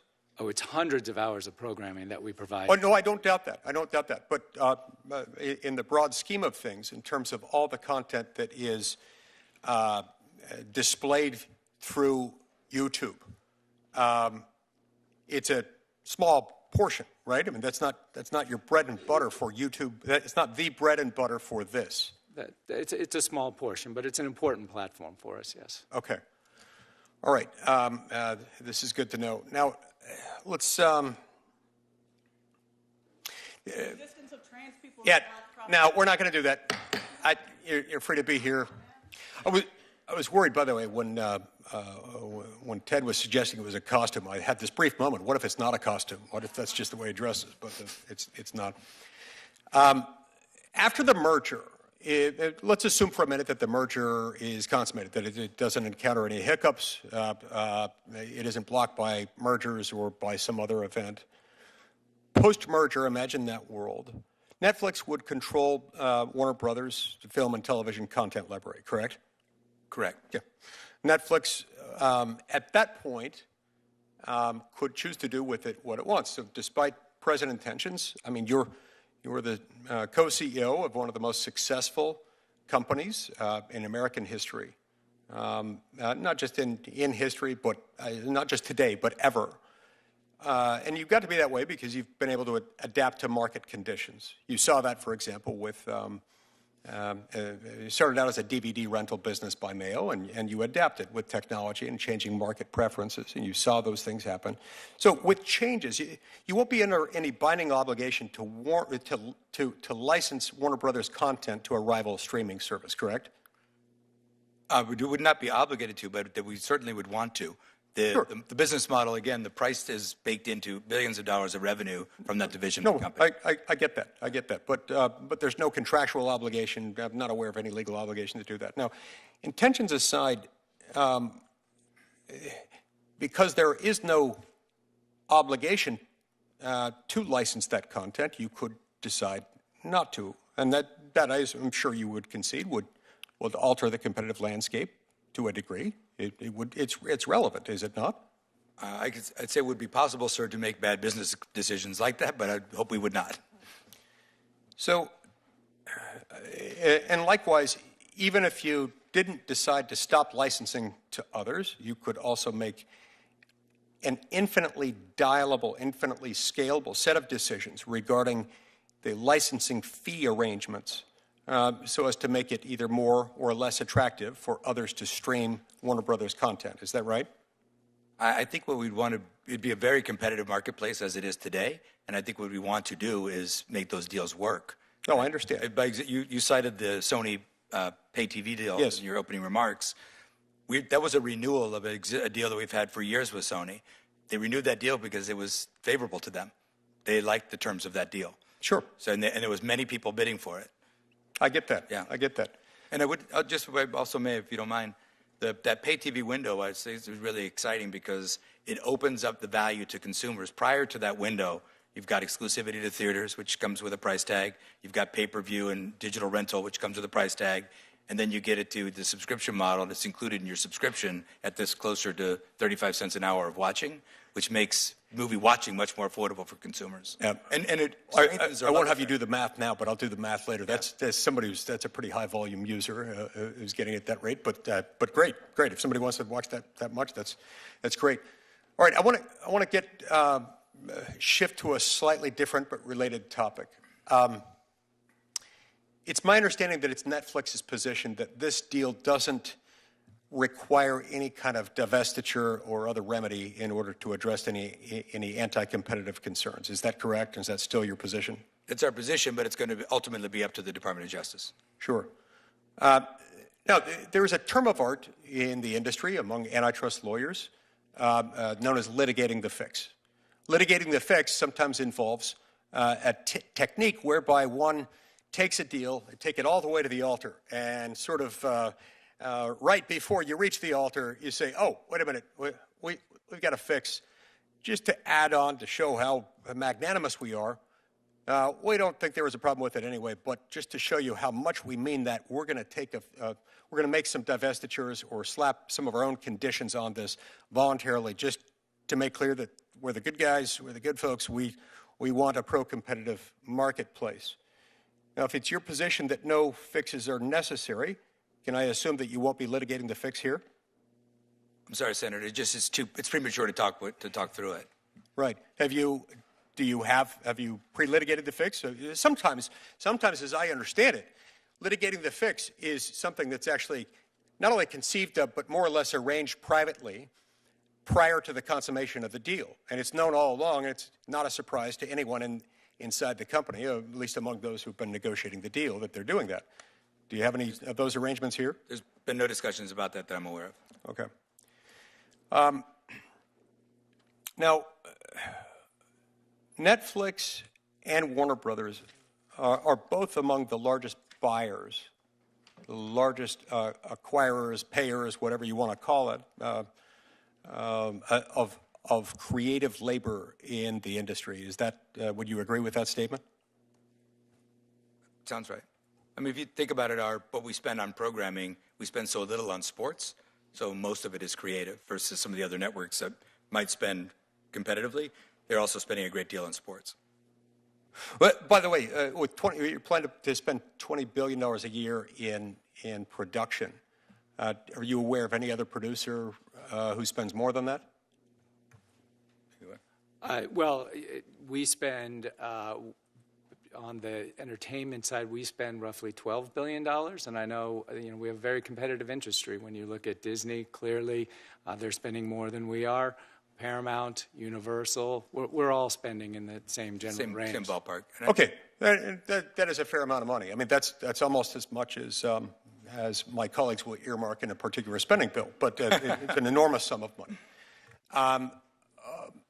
So post-merger, again, fast forward, let's imagine a world in which you don't encounter any other hiccups, nobody backs out, nobody's blocked, and the merger happens. Wouldn't it be fair to assume that there would be fewer independent studios at that point, or fewer studios generally, competing to hire writers, directors, actors, production professionals, and others involved on the production side? I'm sorry, I'm missing the connections. Yeah, okay. Pre-merger, you've got two different companies. You've both got your own separate revenue streams. After the merger, you'll all be under one ownership. And all production costs, let's say if you, I don't know what happens, I'm not asking you to divulge that here, but the two of you combined, you'll be both spending a certain amount. I would imagine it could be something involving your current production cost plans plus your current production outlay plans, somewhere in that range. Right now, that's between two companies. It'll be under one ownership if the deal comes together and if it's completed. So at that point, wouldn't it be fair to say that there will be fewer studios competing to hire the writers, directors, actors, production technicians, and so forth? Actually, in the way that we're doing this deal, we're going to keep Warner Brothers Studio, both television and film, operating exactly like they are today, so no fewer studios. By way of example, in a potential Paramount deal, they would absolutely collapse from 5 to 4 studios. Yeah. No, I grasp that, and I appreciate that, and you and I have talked about that in the past. And yeah, this keeps the 5 studios intact. I recognize your plan, and I respect that. Nevertheless, you didn't get to be where you are today by playing it safe. Otherwise, we'd still be back in, what's the name of the place where you worked, the video store? Arizona Video Cassettes West. It's fantastic. It's a very catchy title. I love the West on it. I've asked him in the past to repeat that several times. Yeah. Otherwise, you might still be back there. You're not content with the status quo. You see market trends. You see changes in technology and in distribution of market power. There's no guarantee that will continue to be the case. There are all kinds of things that could change.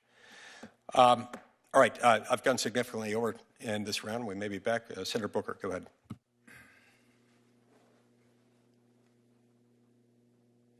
Thank you, Mr. Chairman.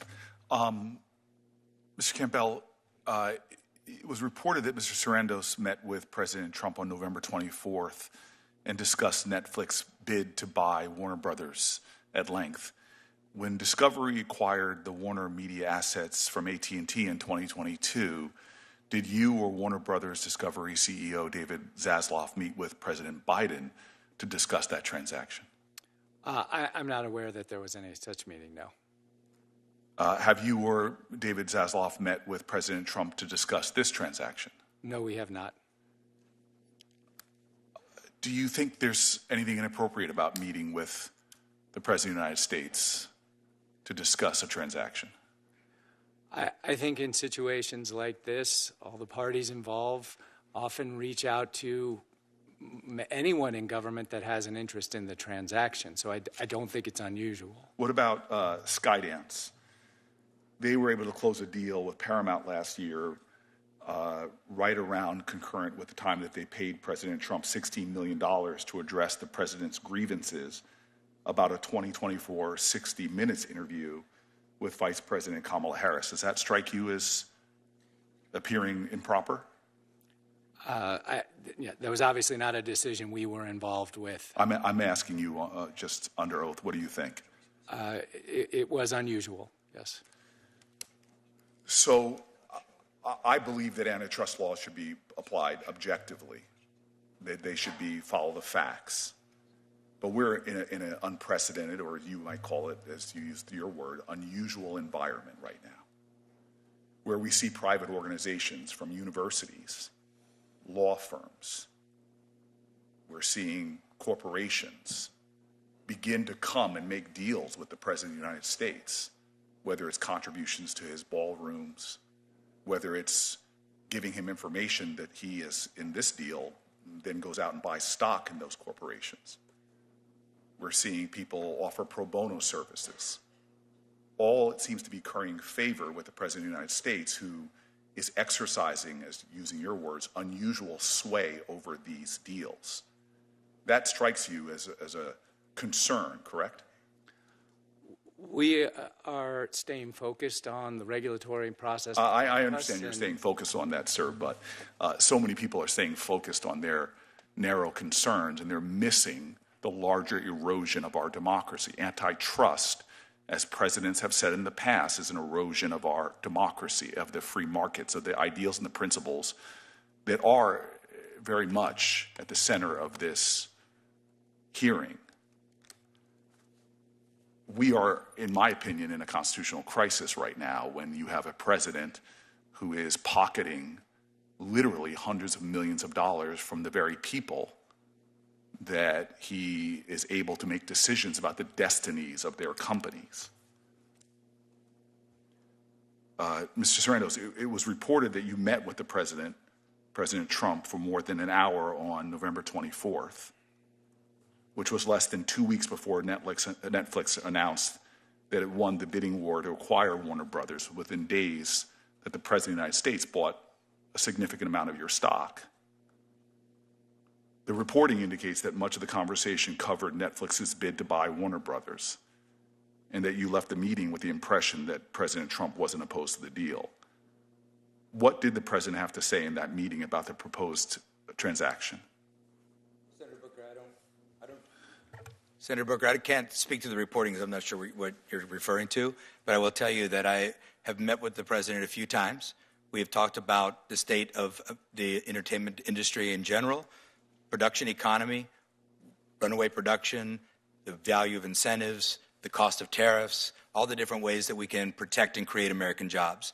I think it's wholly proper for the President of the United States to talk to leaders of industry about the industries that they're running. The deal was not discussed. The merger deal was not discussed at all in the meeting? Of course, he asked for what was going on, how was the deal going. I gave him some general overview of what we were doing, and that was it. It was a very small part of the entire meeting. It was not a meeting specifically to talk about the deal. Did you feel that President Trump wasn't opposed to the deal? I got a feeling the president was very interested in protecting American jobs and American labor and American industry, and that's what we were talking about. You think his intentions in the case of this deal are just noble and objective? I think the president, from my experience, has been nothing but interested in protecting and creating American jobs. And the president has stated that he would be involved in the decision-making about the merger. Do you think it's appropriate for the President of the United States to be involved in a Justice Department merger review? I have confidence in this case on the merits and that it will be run by the Department of Justice. But that's not what I asked. I asked you is, do you think it's appropriate for the President of the United States to be involved in a merger review? I don't know if he's involved or not. So what I'm saying is that this merger stands on its merits and will be reviewed by the Department of Justice, and that is the proper channel. Do you think it's appropriate for the President of the United States to buy stock in a company that's going through a merger that's going to be reviewed by the Justice Department, in which he says he will be involved in? I really cannot comment on the President's personal finances. I don't know. I think you could comment on whether you think it's appropriate. What about me? I've told you before, I sold my Netflix stock when I came to Washington. Was that appropriate that I did that? I think any kind of trading like that would be definitely worth questioning.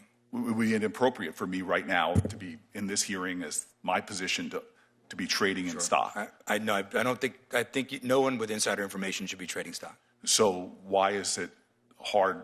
Wouldn't you agree then that the President of the United States? I don't know that he bought stock or bought. I've heard him reporting all day. But it would be appropriate if he did do that, yes? I don't think anyone with access to private inside information should be trading in the stock. Do you think merger reviews should be in any way political? No, I do not. I believe that they should be overseen by the Department of Justice and to protect consumers. I think that's one of the core challenges we have right now in our country is that we have major society impacting mergers like this being done by a Justice Department, overseen by a president who seems to take personal tribute, whether it's people settling ridiculous legal cases from media companies, where he and his family get direct payouts from those companies, where he's literally buying stock within days of having private conversations that were not public with leaders like yourself, where the president has insinuated time and time again that these are not for the independent Justice Department, but are for him. That is clearly happening in the context where we have a corrupt political system where nobody on this dais or the people behind you in the public know whether you've made contributions to political organizations because we don't have disclosure laws that would allow us to even know if corporations like yours are contributing to the very politicians who seem to be wanting to exercise sway over the process. I get to show you, Senator Booker, there was no request or any offer that had anything to do with this deal in that conversation. Yeah, I appreciate that, and I take your word at it because I've said multiple times you're a person of remarkable integrity, and I've found you that way. But I think the larger problem here we have is that corporate power is growing in the United States of America in a staggering way, creating disparities of wealth that are unconscionable, even unimaginable just a generation ago, and where that wealth and that power are being exercised in a way that is indicative of crony capitalism, where people have access to the President of the United States, overtly give him millions and millions of dollars while he's overseeing decisions that affect the very culture of our country. We are in a distraught moment as corporate power grows, as consolidation continues, where those who make decisions don't even hide their corruption anymore, where even the two of you before me are saying that these things are, quote, unusual or even unacceptable. It's being done in open air. The President of the United States is trading in your stock, and he is telling us clearly that he is going to hold sway over these decision-making. I tell you, and I've told you, that I'm hearing from parties who are expressing fear, and that fear comes not just from their self-interest, but about what our society is spiraling towards as wealth becomes more concentrated, as corporate power and their ability to sway the decisions of politicians becomes greater and greater. How politicians on both sides of the aisle in this body, in the House of Representatives, and clearly the White House, trade on insider information, trade stocks, make profits off of moments like this. It should anger every American that they want balls and strikes called by a Justice Department. But merger after merger, it seems like the interests of the people are not being served. I am grateful for the two of you coming here. I said at the top, it's not an easy thing. Thank you, sir. And it's in a context that is not of your making that should rightfully merit the ire of a nation, that we have a country that's becoming this overtly corrupted. I pray, because the stories, especially Ted, that you've told, are what my life has been about. I'm here because my father sat in a segregated balcony as a child watching a movie about a man in a place that looked like a planet far away from him. Never seen anything like it before. It was a place called Manhattan. And he watched a salesman make extraordinary success out of his wit and his strength of personality. And my father said he would never have imagined, as that little black boy in a segregated theater, would one day be IBM's first black salesman in this whole region, and then literally move his family, move me, a 2-month-old, to New Jersey. And he used to tell me, watch art. Watch the artists. And so my dad grew up in a very different capitalist system than we have right now. IBM back then, their allegiance wasn't just to shareholders. Their allegiance, the stakeholders they saw were their workers, were the communities in which they had plants. The disparities of income weren't where they are now. The corporations weren't considered people by our Supreme Court. They couldn't influence our politics like we see now. And so I just want to thank the chairman. He has been a great partner. I take it at your word, the affirmations you've made today. I worry about our society, though, and I worry about the context in which this merger is going to be evaluated by actors I do not think are independent and that brandish their corruption with bravado, brag about their wealth. We have to stop what's happening in America right now. The trends are disastrous, but that does not fall in the laps of two companies that are trying to imagine something better, perhaps. So I want to say that there'll be questions from me for the record. I think it's really important that we gather as much information as possible. I do not trust this administration in their evaluations, and I just pray to God that everything that you all hope might come, should this move forward, that you all have attested to, comes to pass, because I remember that one song sung by a patron saint of New Jersey. The poets around here say nothing at all. They just stand around and let it all be. If we lose our poetry, if we lose our art, if we shut out artists, I worry about people like my dad, who are now kids, looking for some seed of inspiration that can fuel their dreams so that they can create an America beyond that which we can see right now. Thank you, Mr. Chairman. Senator.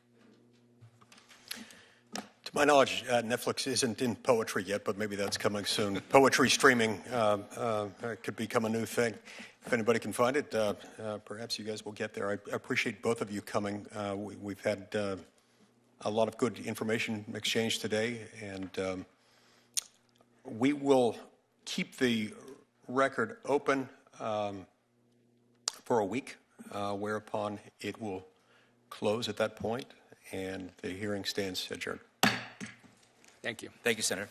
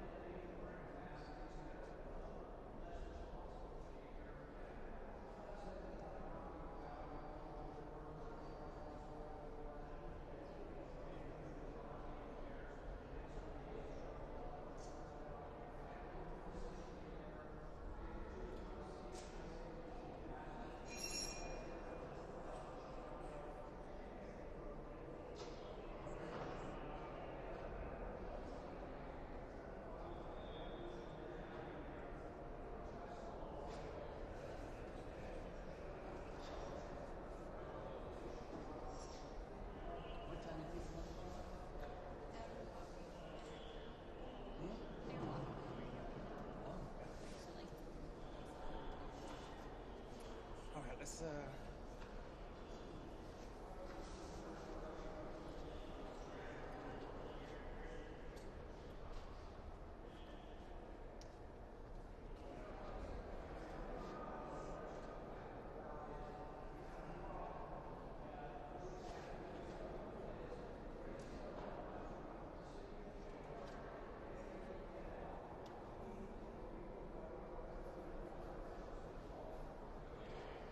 turn this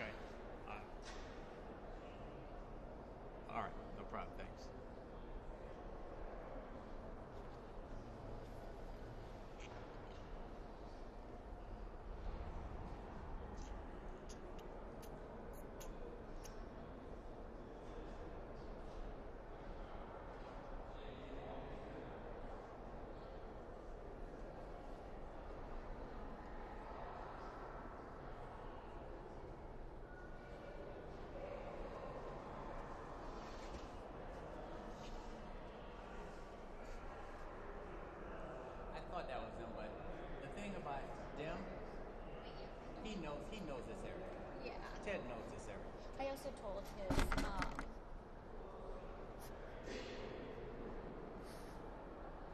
He comes here all the time to do it. yeah. I told his staff where we were positioned.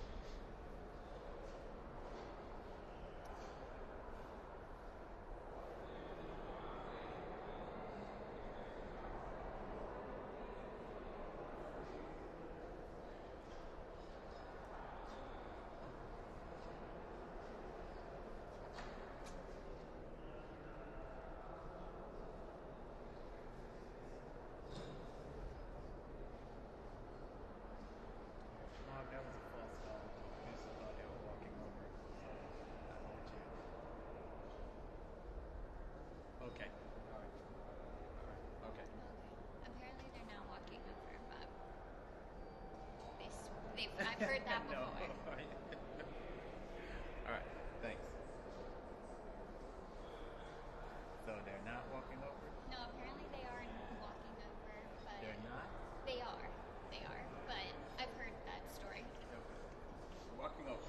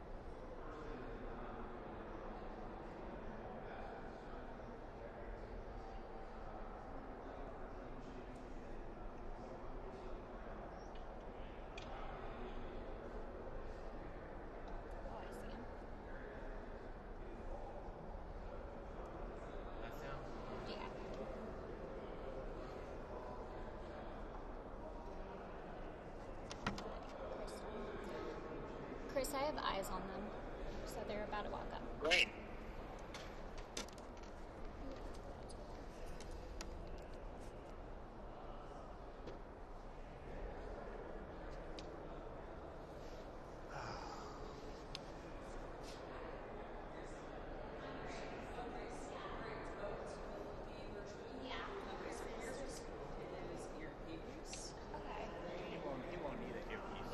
Oh, he's not. Yeah, Chris is just going to be here. Oh, on speakerphone. Yeah. Oh, okay.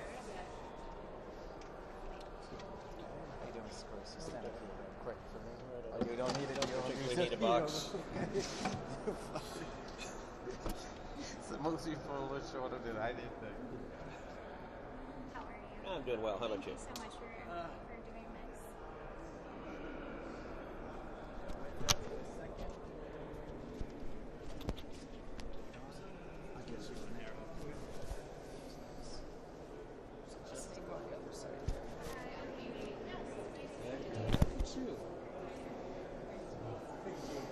Not my first rodeo.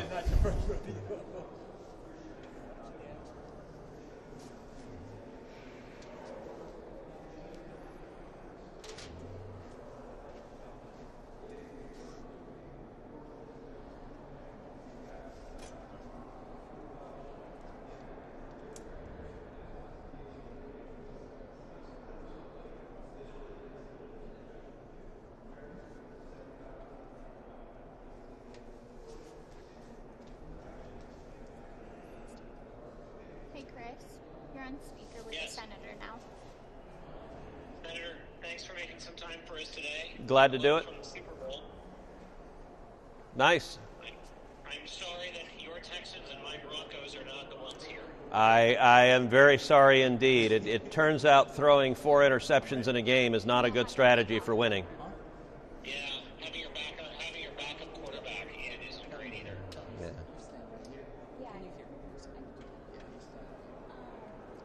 All right, let me know when we're ready to grace whenever we're ready. Look at you. Oh, not at the camera. Look at you. Okay. I'm ready. I have speed. I'm good. Okay, Chris, we're ready when you are. All right, great. Senator, you've got, I think this is probably the first time you've had at least the safety voices from the two big autonomy folks be in front of you. And it comes at a time where we've seen, some troubling safety hiccups in your home state as well as elsewhere. What's on your mind when you want to hear from Waymo and Tesla on their self-driving? Well, listen, we're at a time where there are rapid changes in automotive technology, and the advent of autonomous vehicles is going to fundamentally change how Americans get around. Every year, more than 44,000 Americans are killed in traffic accidents, and 94% of those are due to human error. And so the technology of autonomous vehicles has the potential to save literally tens of thousands of lives. And so this hearing tomorrow is the Senate Commerce Committee listening to the leaders in autonomous vehicles, give their testimony about where we are in terms of the technology, where we are in terms of developing safety standards. Already, autonomous vehicles are substantially safer than vehicles driven by human drivers. But it's also going to be a journey developing that and perfecting that technology, and so the committee is going to want to hear from the players in the industry. We're also going to want to hear about what the federal standard should be to allow the development of this technology. China is rapidly moving forward trying to develop autonomous vehicle technology, and we don't want to be in a world where China dominates AVs and the American manufacturers are lagging behind. And so that's going to be a significant focus of the hearing as well, is discussing what is it going to take to beat China and to ensure that America is leading the world. How concerned are you about the Waymo school bus situation we've seen play out in Austin over the last few months? Well, look, it is certainly concerning that you have Waymo vehicles in Austin that have not been stopping at a school bus when the folding arm comes out with a stop sign, and the technology has not been recognizing that stop sign as an actual stop sign, and so the cars have been going around. That's obviously unacceptable. That needs to be changed. My understanding is Waymo is in the process of issuing a program update so that the cars will recognize a fold-out stop sign for what it is and comply with the laws. And I fully expect we're going to ask Waymo that tomorrow, and we'll hear a report directly from them. In the meantime, they've halted the transportation until they get this fixed. And there's going to be, with any new technology, there is a learning period, and that's part of what we're going through right now. You have at least one member on your committee, Senator Markey, who today has sent letters to all the autonomy folks demanding answers on their remote monitoring capabilities, and he wants to see a framework that's sets some rules of the road, so to speak, and benchmark for safety. It sounds like Waymo might be on board with that too. Right now, it sort of reads like every state's a little bit different. Which is it time? Is it one of those things where the technology and the law need to catch up a little bit? Well, listen, this year Congress is going to be moving forward with a surface transportation bill, and one component of that is going to be what the federal regulation should be of autonomous vehicles. If we want to be able to develop this technology in a way that maximizes safety, that protects the most human lives, it makes a lot of sense for there to be a uniform federal standard rather than 50 conflicting standards at the state level. And so that's going to be another major focus of this hearing, is inquiring from the different players if there are to be uniform federal standards, what should they be, what keeps people the safest. But I think there are enormous potentials to improve people's experiences, not just dramatically reducing the 44,000 Americans every year who are killed in car accidents, but also enhancing people's lives. 1 in 5 Americans has some form of a disability. People that are visually impaired and can't see right now, that obviously prevents them from driving. An autonomous vehicle has the potential to give them enormous independence. Or people that have epilepsy or other diseases that give them seizures that makes them dangerous to be behind a wheel. Or people that are paralyzed and lack the physical dexterity to drive a car. There are a host of disabilities that current automobiles limit their ability to be independent.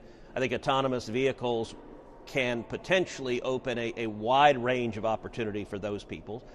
I think autonomous vehicles also have the potential just to bring more time in your life and my life. Think about how much time we spend behind the wheel, driving to work, driving from work, going on a road trip, throwing the kids in the back of the car and driving to visit the grandparents. There's a lot of time behind the wheel that if people can be freed up from behind the wheel, you could be doing work, you could be talking to your family, you can be doing a host of things. You could be reading a book if you're not required to be driving, and that is literally giving people hours in the day back and days of their lives when they can be doing things that are more rewarding than just sitting in bumper-to-bumper traffic waiting for the cars to move.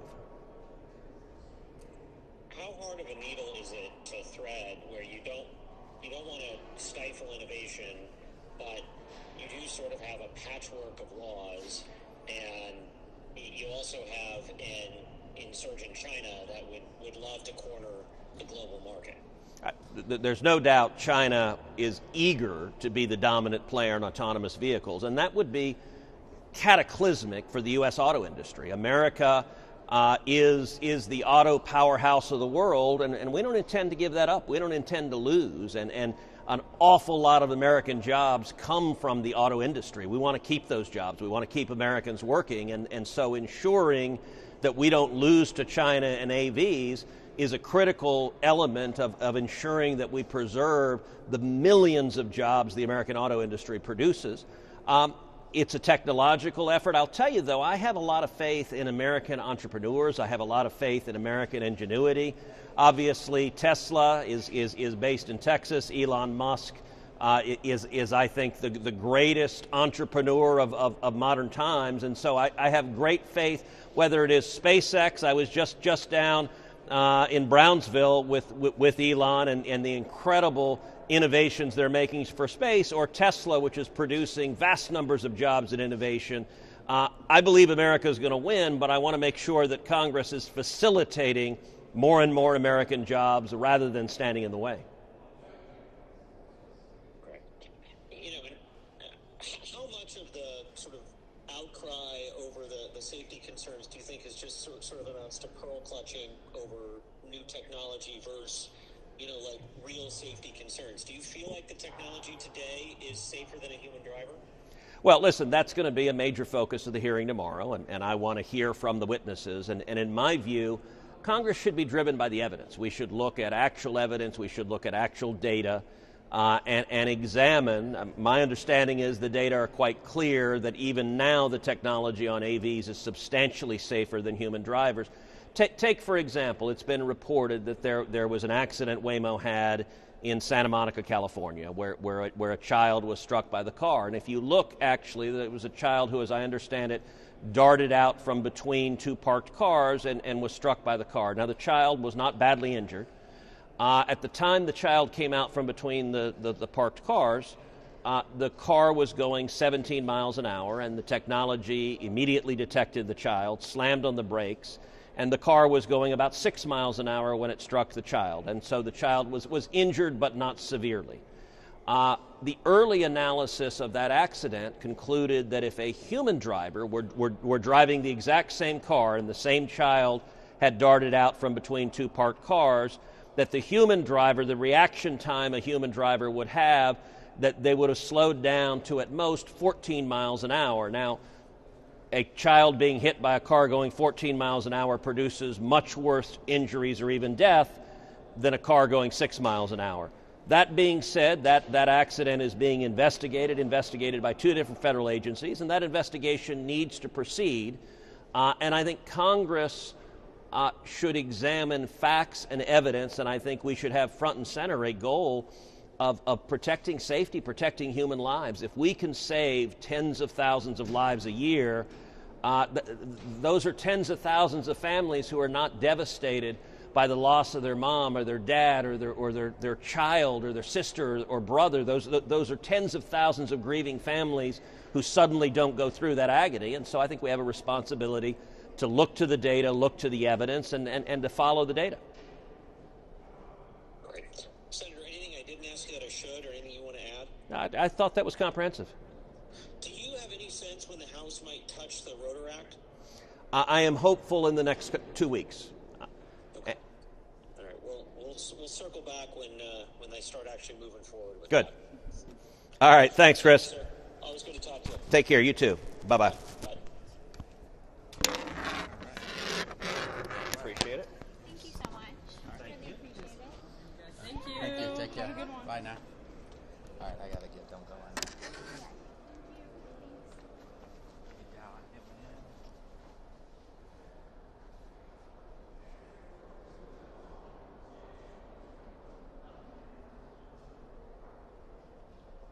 Can you call Mark Yeah. and see and take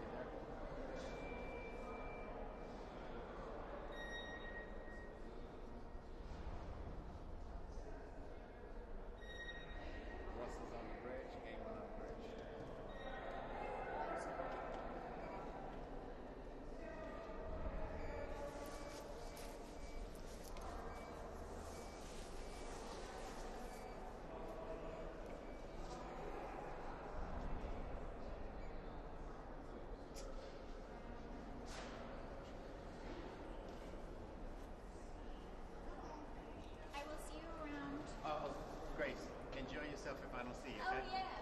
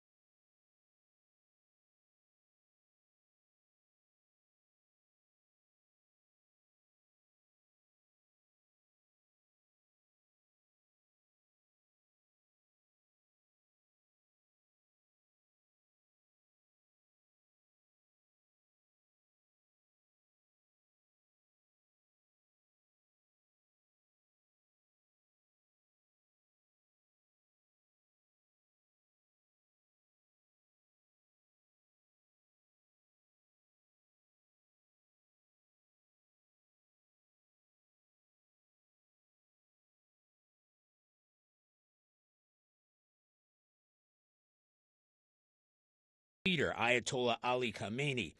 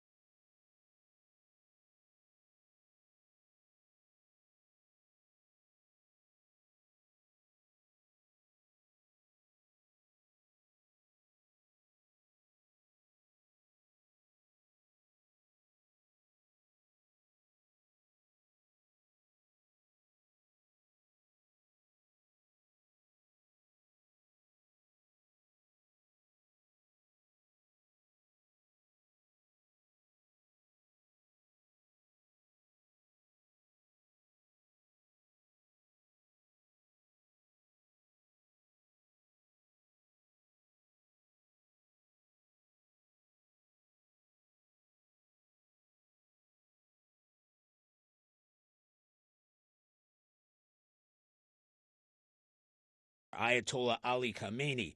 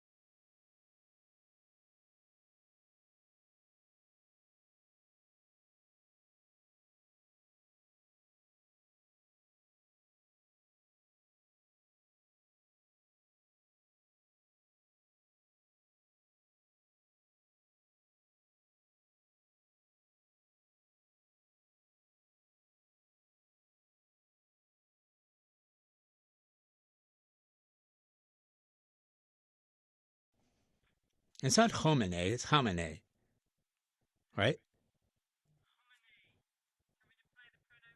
No, I know it. I mean, I can't believe I screwed up after correcting myself the first time. Iran's Supreme Leader, Ayatollah Ali Khamenei. Okay, ready? Iran's supreme leader, Ayatollah Ali Khamenei, has warned of a regional conflict if the U.S. bombs again, as it did nearly 8 months ago. Sorry, swallowed 8 months. Iran's supreme leader. Hold on. Let me jump out of that. Probably bad things would happen.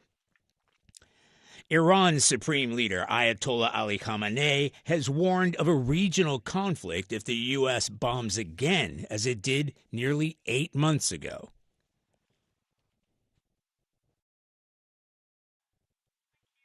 Thank you.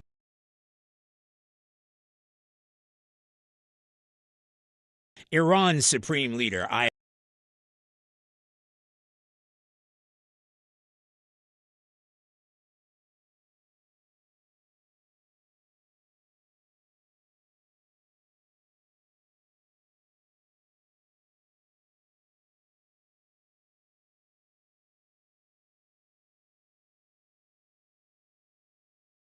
and we'll see if something is going to be done.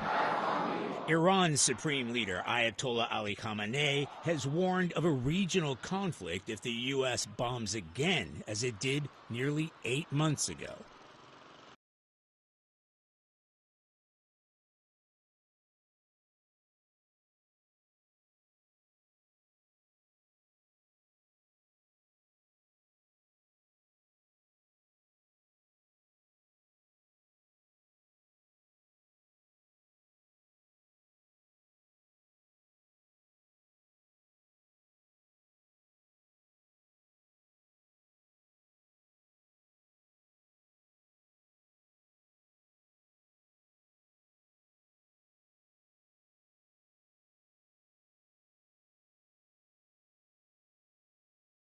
Between the two countries. It was unmanned. It was acting a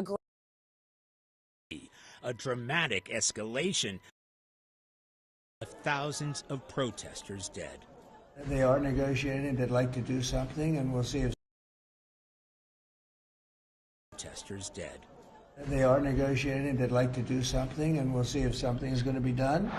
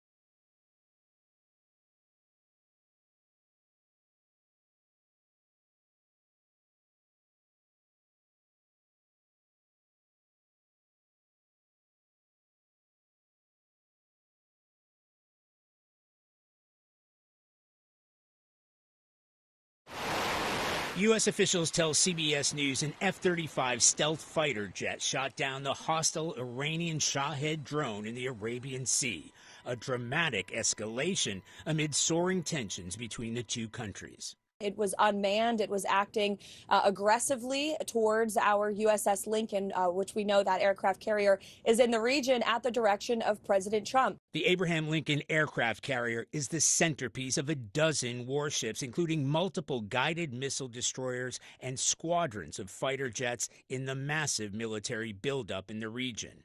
The Pentagon said one of those destroyers in a second incident came to the aid of a U.S.-flagged oil tanker that had been threatened by 2 Iranian boats and a drone.